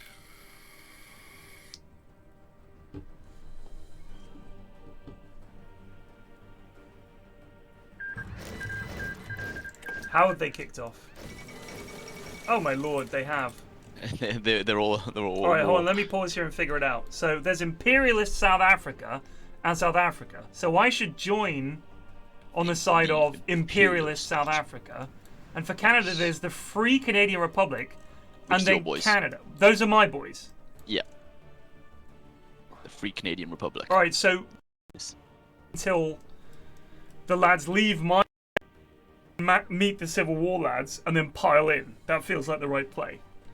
Yeah, you could probably. Yeah, I mean, if you've got lads in Labrador, you could probably just run in. Well, there are lads on the border, so I'm just waiting for them to leave. Yeah. Oh right, I see. Yeah, they'll take ages to get across as well. Yeah. So once they get over there, we'll pile in and we'll take the capital for them and South Africa. Perfect. Nothing seems to happen in Australia. Wait. Yeah. Oh, the French East Indies. Please.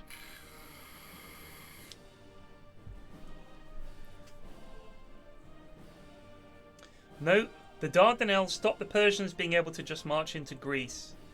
No Greece equals no Rome equals no Western civilization. I mean, again, I am like I said. Feels like a lot of stretching. I'm talking about modern history more. Lazaro Cardenas demands our withdrawal from the Caribbean. Yeah, I got the same. They've done smash the Antilles of Mexico. Release Guyana, Jamaica, Trinidad and Tobago. They all go communist. We don't negotiate with revolutionaries. Means I go to war with Mexico. Am I just going to say yeah, whatever? Yeah, I accept. It's the Caribbean. I mean, jeez. After breakdowns in negotiations with Westminster in an unprecedented 63-hour debate, the Canadian Parliament has overturned the British North America Act, instead enshrining the Canadian Constitution in laws untouchable by the British Parliament. Yeah, we'll fucking see about that, son!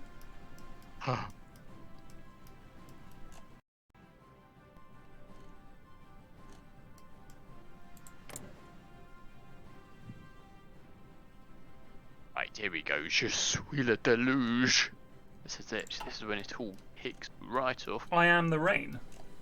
I'm the flood. Ah. Alright, so I can declare war on Ireland. Declare war, annex. They're improving relations with Turkey.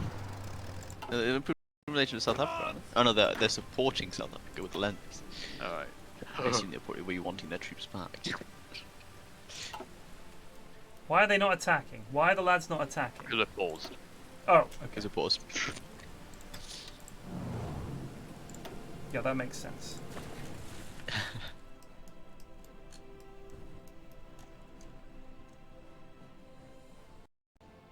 I just want fucking Spain to leave their faction, bro. I've gone for South Africa as well. Oh, they've got the comment turn. Good.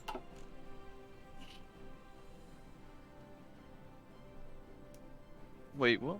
Oh, yeah, you have 4 goals against. Okay. Bloody hell, look all these fucking... Oh, Germany is manually decking on Luxembourg. On Luxembourg, yeah, I noticed that. Slightly concerning. Slightly bloody concerning.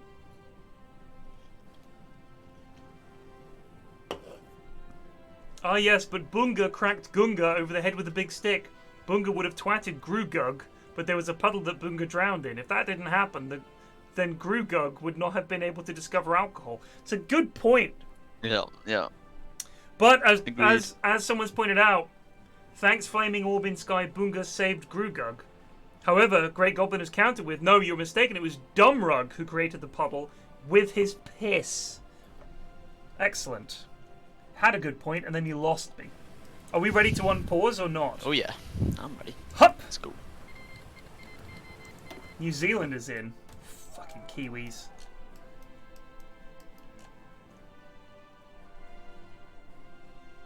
All in. Ready to Ready to move. I need to go big to the Great War bullshit. This will take me some time. Oh! War in the US! And thus, suicide was committed. Oh! Oh my god. It's over! It's over! I can't declare war on Canada then. Oh no, I'm at war with the US, aren't I? Not will yet. You will not yet, but you will be. Invite the faction from Mexico! Yeah. No, don't invite Mexico. Ah, I'm at war It's with too the late. US! He's at war with the US. Everybody out! Yes, sir. Everybody out! Run away! Run away! Hey. We need to try and save them. They're fucking gone, mate. No, I'm not joining the Bolivarans. I reckon we could kill the US. It would be close, but we could bloody do it. Oh, I could fucking. We could definitely kill the US. I think if I had Mexico's things. But the issue is now, Mund, is do you fancy your chances shipping your lads over there? I am leaving. we I am Maybe leaving. add to like preemptive. You know what I mean? Yeah, they are weak at the beginning of the game, Megas, but they still They're have not about. taking land. The thing is, I kind of want to get in. Can we afford to just leave the US on the fucking sidelines while we try and defend against fucking I think we get in, bro. Alright, I'll stay. I'm staying in Labrador. For bans, we fucking do Alright, it. here we go.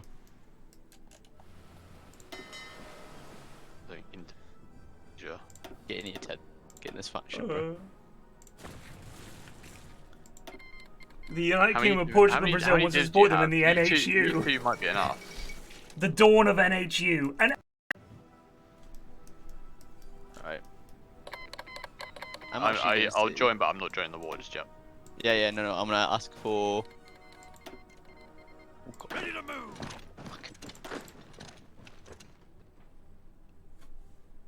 Wait, your puppet. I've got a plan, man. Is I'm gonna stick lads in what's it called? In British Honduras, and then see if we can get. Oh, dude, we can't invite Mexico in. yeah, they're in their own faction. No, but you could probably ask for military access, right? Attention. No, they won't give it to me. Why not? What's your? You're not actually at war. That's why. Like, you need to be at war. Yeah, true. I'll get over there and then. I just don't want my lads to get sunk in the sea. You know what I mean? I'm gonna have to hold the fort in Europe. I'm not sure I can afford to. Yeah, ship across. No. Orders. I reckon I could probably. I mean, I've got a 24 stack of 20 God, with I'm lads. lagging real bad. Well equipped. Oh, he's done it. Right, you need to fucking get as many of your boys over in In Canada. Fucking Canada. No, If you- in Mexico.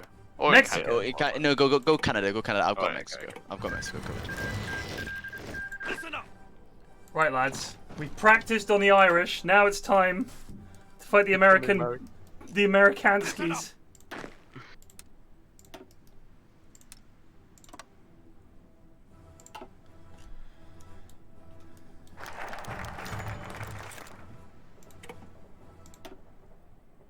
Fuck off, Yugoslavia. You melt.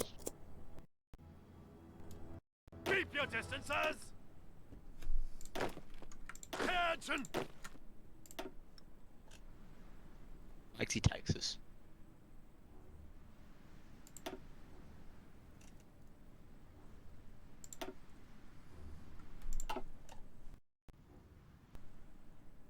Mexico are fucking own it. I rather suspect it's because the American troops are spread across America Yeah. and are now heading over to the border. Yes, sir.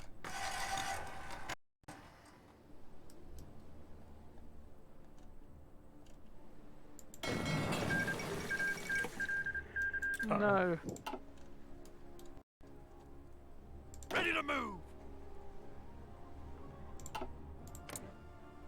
So I'm not actually at war with Canada yet. The Germans are going to send me divisions to help out.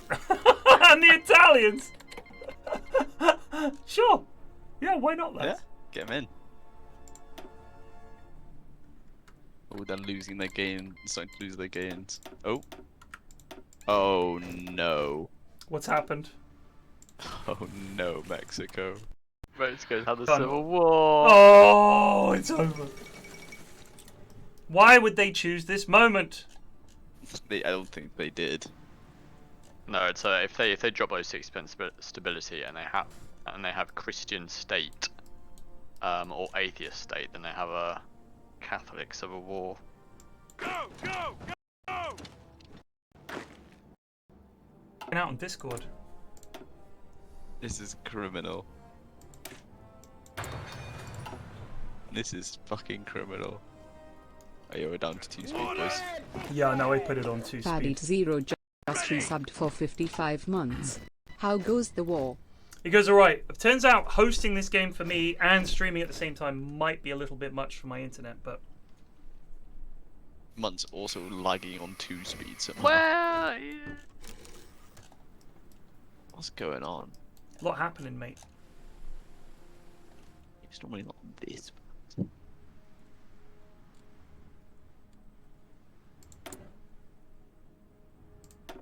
I don't know. So, I'm concerned.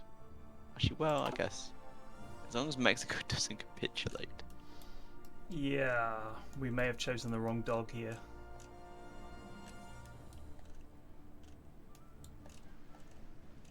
Okay. I think. Maybe. Can we get Free Canadian Republic in our faction? No, they've joined the They Mexican. joined some other dog shit. Okay. I can't even get Mexico in because they're also in the Bolivarian Alliance, which is no fucking good to me. Listen up! Ready! Alright, nearly landed. Move out! Ready to move! We could go for a cheeky naval invasion into fucking Florida. Yay! Yes, It is sir! tempting. It's college, that's where I...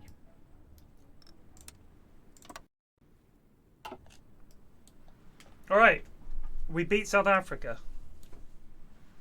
Nice. I'm gonna offer to join your wars now, Ted. Okay, mate. I'm not sure which wars I'm meant to be joining, so I'll offer to join both. Can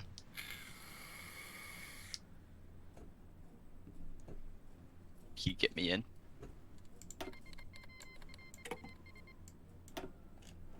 Are you helping the Mexicans?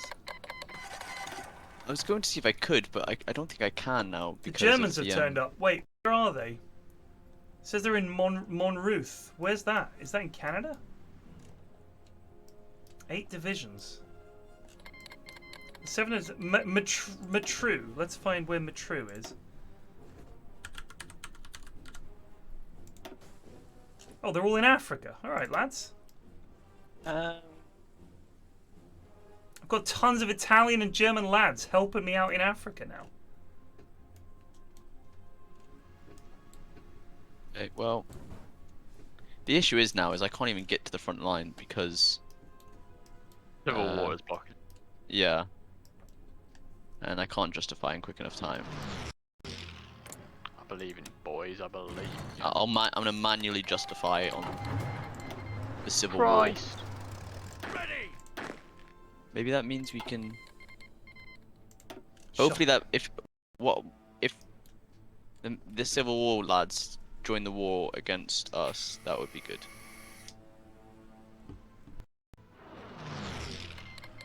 Well, they're fascist, right? They're Catholic. Chairman Reiger's sending me 8 divisions. Good on him. Yeah, no, they sent me lads as well. We'll have some help over here in Canada. Junta is... Oh, they're all hopping on boats. Where are they going?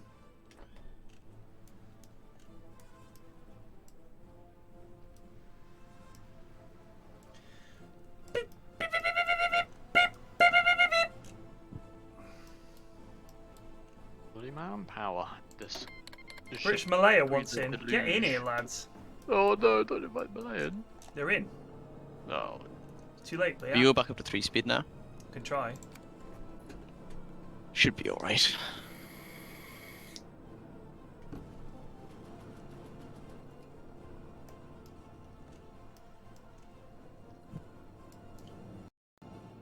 Attention! I'm gonna recruit some more goons. God, it takes so long to move between in. provinces in Canada. My God. Really? Oh no. Gone. I really, really hope that the Mexicans have that under control. Although I rather suspect I know what the answer is. Christ.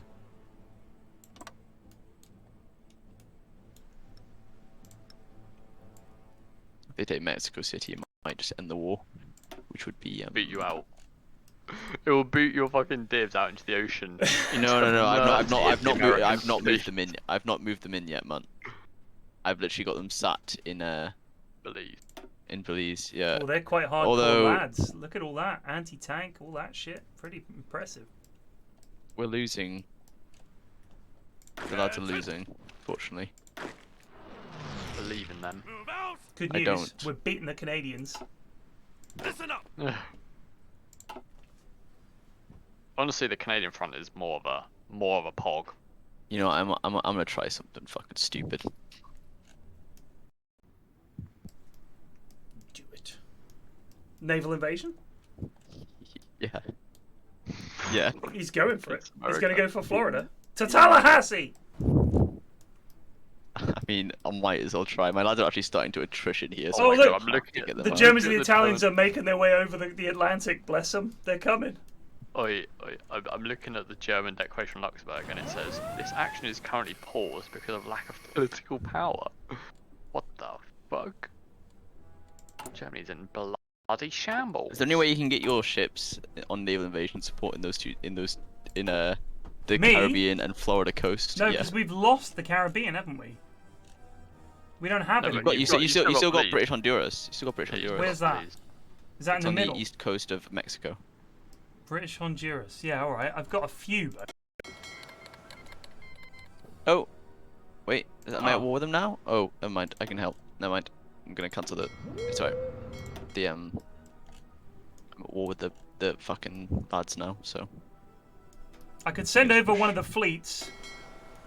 it's alright. I can squeeze out now because they have declared war on us for some reason. So I'll just push. I can save the Mexicans maybe. Good luck. Very, very long. I can capture some more tiles, so I won't be attritioning as bad. Hee hee.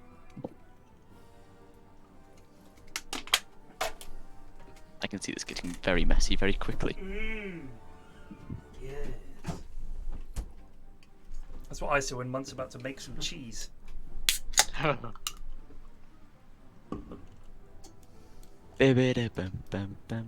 Here come the Germans.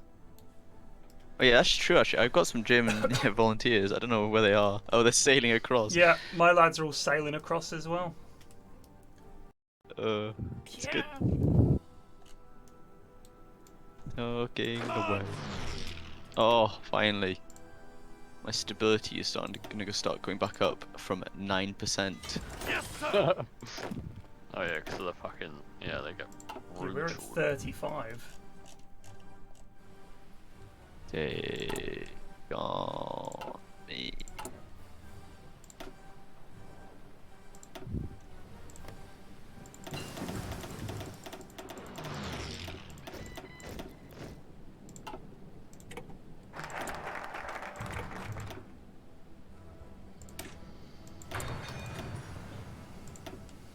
Let's just say, if I can get into the mountains and defend Mexico for them, I could probably actually just kill America due to the meat grinder. That is the Mexican mountains. It is brutal. I fought them one time, they lost 5 million lads. Yeah, because they just keep spam attacking. It's just brutal.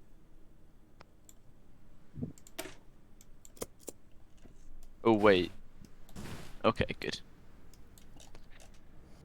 for a sinking moment there. I thought maybe I had a border with someone in South America. What's my opinion on eating bugs? I understand why people do it. I mean, if there's a shortage of food, you got to eat. Apparently there's a lot of nutrition in a bug. Yeah, a lot of protein in those boys. Yeah. But it's not. It's not for protein me. shake, bro. It's not for me.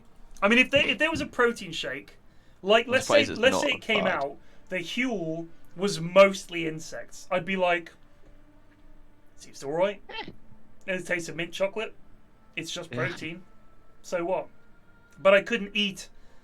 Like if they served me a plate of grasshoppers or whatever, I'm out. Like I'm out. But if it was in some kind of the filling in a sausage roll, or instead of a sausage, it was like insect protein with sausage flavoring, and you couldn't really tell it. I mean, I've had vegan sausage rolls, and you can't tell the difference. There's no meat in that. Yeah. So I'm thinking, geez, how bad would it be, really? Well, the hope is one day, eventually, that insects would be the alt protein of That'd be sick. choice. By the way, the because Americans are it's attempting to so cost navally efficient. invade us. Yeah, I can see that in Eastern Canada. Those brave German boys are kicking them out.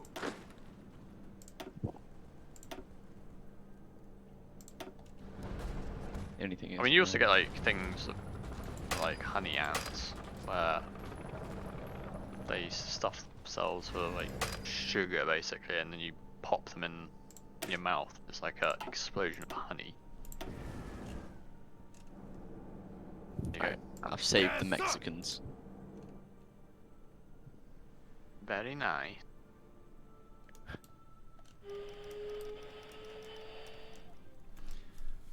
So I've been watching The Office quite a lot. The lately. US? Yeah, the US Office.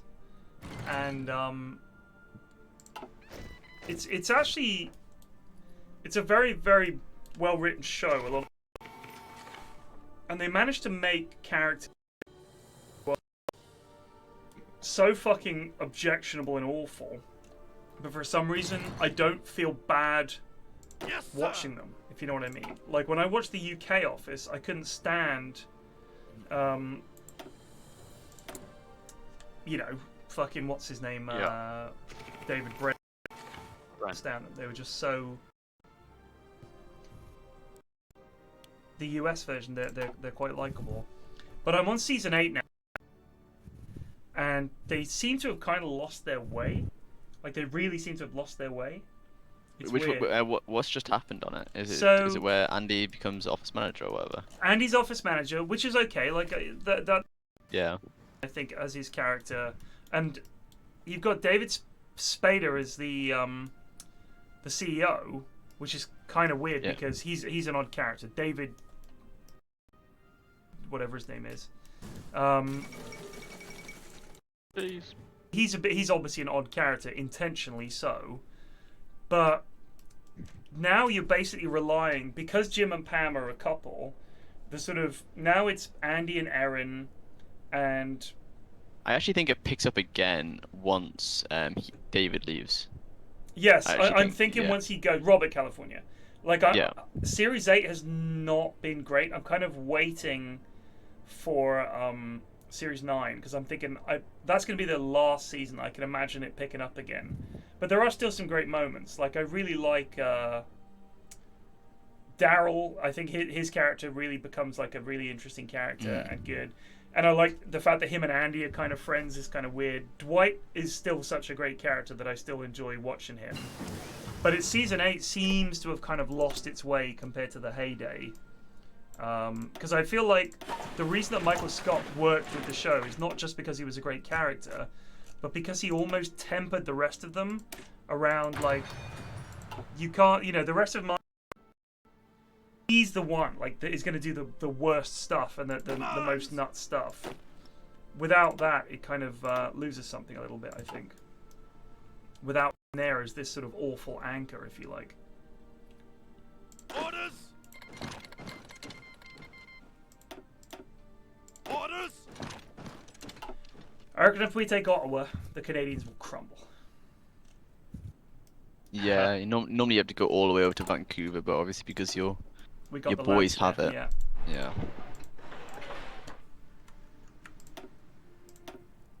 You're rescuing the Mexican front as well. The US lads are very under-equipped. Yeah, no, they should be in 39.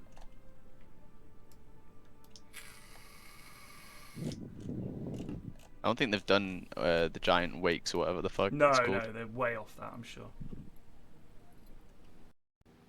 Ready to move. Not sure though. Trying to improve our fucking infrastructure over here. And also, because of the Civil War, we might be able to get some sort of super AIDS situation where Sorry. Mexico capitulates. Alright, so here's what I'm going to do. I'm going to trim down the bitrate on this channel to 61. See if that helps. Because you guys keep cutting out. Ah. I think a situation might occur where if Mexico capitulates, that the American divisions will just be randomly encircled for no reason. Yes, agreed. Although you appear to be pushing them back and holding them. I'm not even attacking yet. Now look, it's all green. Well, most of it's green. The important bits are green. Oh, the Free Canadian Republic is starting to. Against Man U's gone to penalties, is it really? They are It's starting 1-1. to use Cavani. right. God, you know what? He's been fucking good for them. How's Canada looking? South Africa's quit. Canada is close to. Their capital is now Winnipeg. Oof.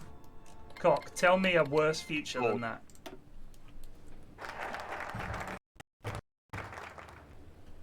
About to march, chaps. Commands. Commands.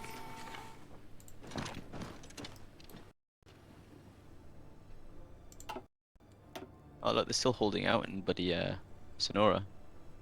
In Baja California. In a smoking room. Smell of wine, cheap perfume. I'm kicking the shit out of the Americans. They got nothing. They seem Nice. ill prepared for war. I think it's because they got too many borders. I think they're freaking out. Like, you start off with quite a lot of troops as America, but you just I think they just got too many borders.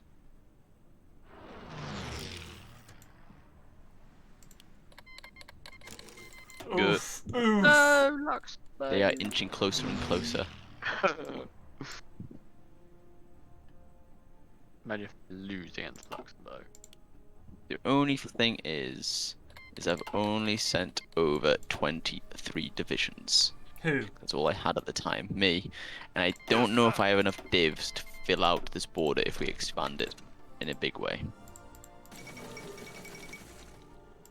I could ship more lads over, but this feels like a risky game to be playing. Oh, Germany's at war with the USA. Yep. Good. Kind of, because now all our volunteers are going home. Oh no! No! I needed those lads!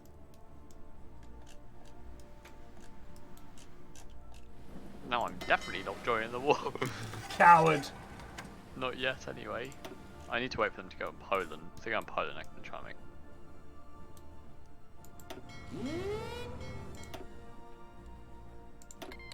I've got a whopping 3 armies full my Polian Nobed unit. Is that Very good. the official name? Ready, Yep. sir. Polian the Sick, bro. The only thing is, I need to actually capture an airport here. We've taken Boston. Oh no. Yeah, I can't use any of the airports in Mexico.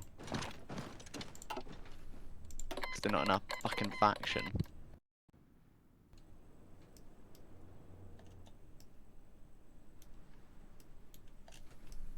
Hold on to that. Come on, Imperialist Canada. They fucking lost. Krish the KF just resubbed for 1 month. It's alright. Yeah.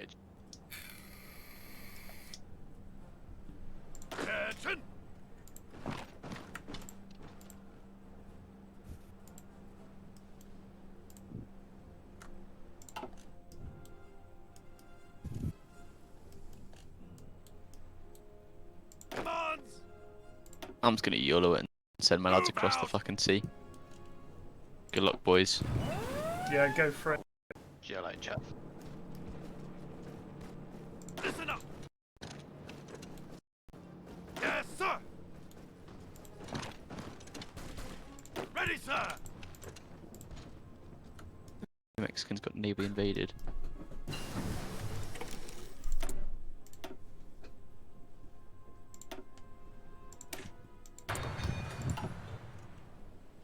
Ready, sir.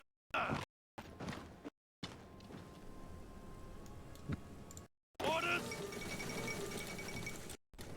Yes, sir. We can get the right on.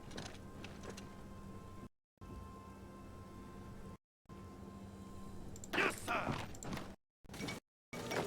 Moving back. Lads, I'm lagging out. Oh, I said the line. Like what, in game? No, it's like. Yeah, I mean the Discord lag is Yeah. kind of bad. Why do we could save it and Bob, actually no, Bob can't host because he's not the DLC. Ready to move. Post. He- Like, it's honestly, Discord is lagging out for me every few seconds.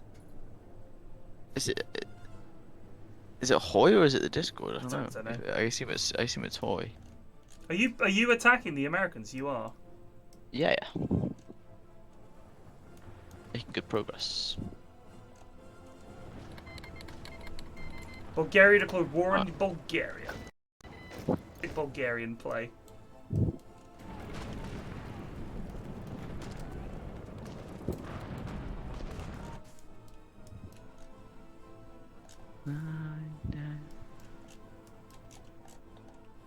What happened to my fleet I sent over? Oh no. Indeed. The whole thing? I can see 5 ships in British Honduras. No, those are the ones I sent over. Oh, there's the ages ago. I sent a whole fleet over. I wonder where they ended up. There's an 8 and a 71 in Labrador. Can't see them. They're in the port. Oh, there they are.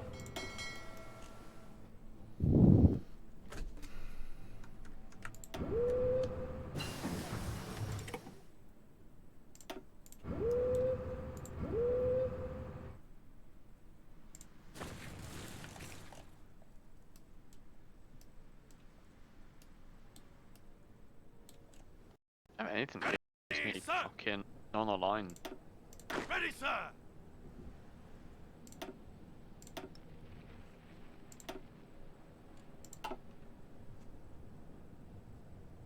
Ready, sir.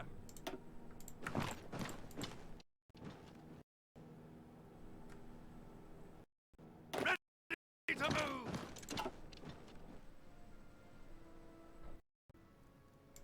Yes, sir. Okay. Ready to move.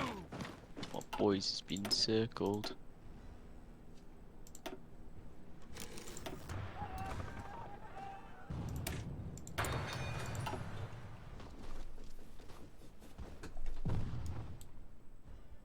Mexicans? The Americans are too wily. Ready, sir. Move out. And the lads aren't getting sunk, Yes, sir.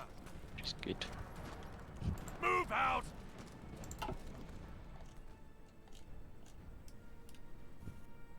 I'm making lads in Indonesia to send over. So. Is there enough supply actually for me to? No, I mean, kind of. To be honest, could help like, out in I mean, I Canada. can't even declare war on them without being at war with fucking. I mean, I guess I could. It's not-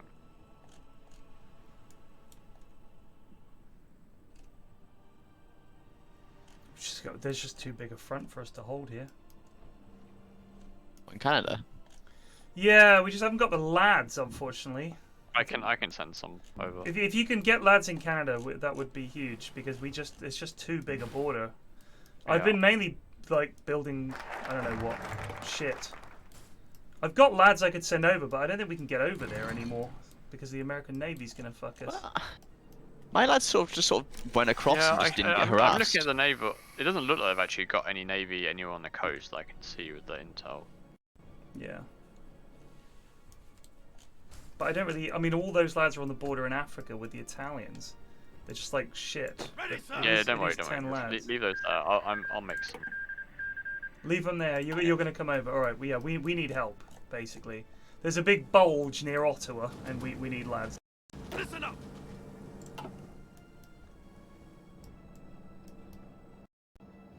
I'll send 12. I mean, I've only got 12 now. I'll send 12. 12 would be great. Later.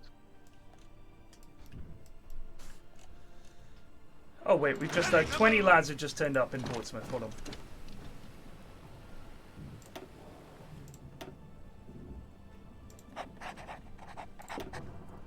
Orders.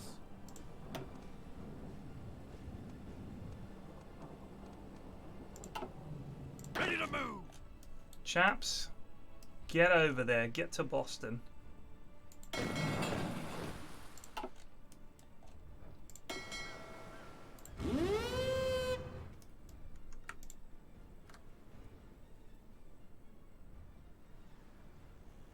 Slowly making our way through the Mexican Civil War, lads. Very nice. Managed to get a fresh contingent over.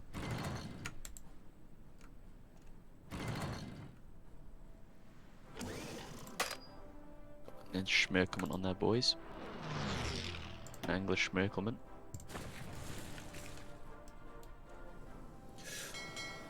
Uh-oh. Had this notification that New Guinea's being navally invaded for the past like half an hour. I just don't think it's going to happen.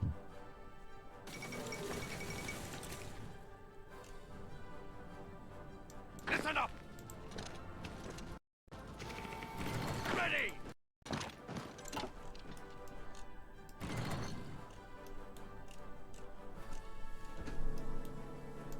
Orders. Move out.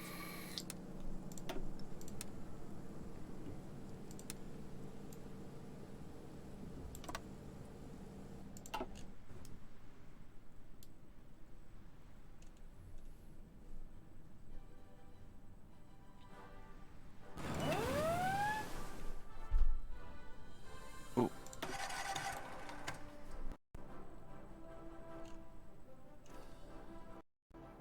Attention. Whoa! Sound like German's gonna fucking just rando. She's only 39. No, Actually, it's 14th it's August, 10 they- to they- 11. They're probably gonna fucking. Go All right, on this holiday. is lagging so bad for me, lads. Can we save and do this another Alright. time? Yeah, okay, sure. Yeah, just save the game. Because this is it's actually I can't even hear you boys. Sorry, Also, chaps. I might be able to host. Yeah, see if you can host it, or we can try with Bob hosting it Yeah. or something. But 3 Try speed is again. fine. But I literally Discord's just cutting out Yeah, every yeah, few yeah. seconds. Yeah. All right, boys. We'll try it again soon. Sure. Cheers. Take it easy. Okay. Right, I'll see you lot tomorrow after I've done Triforce. So it'll be in the afternoon. Cheers for watching. Take it easy. Peace out.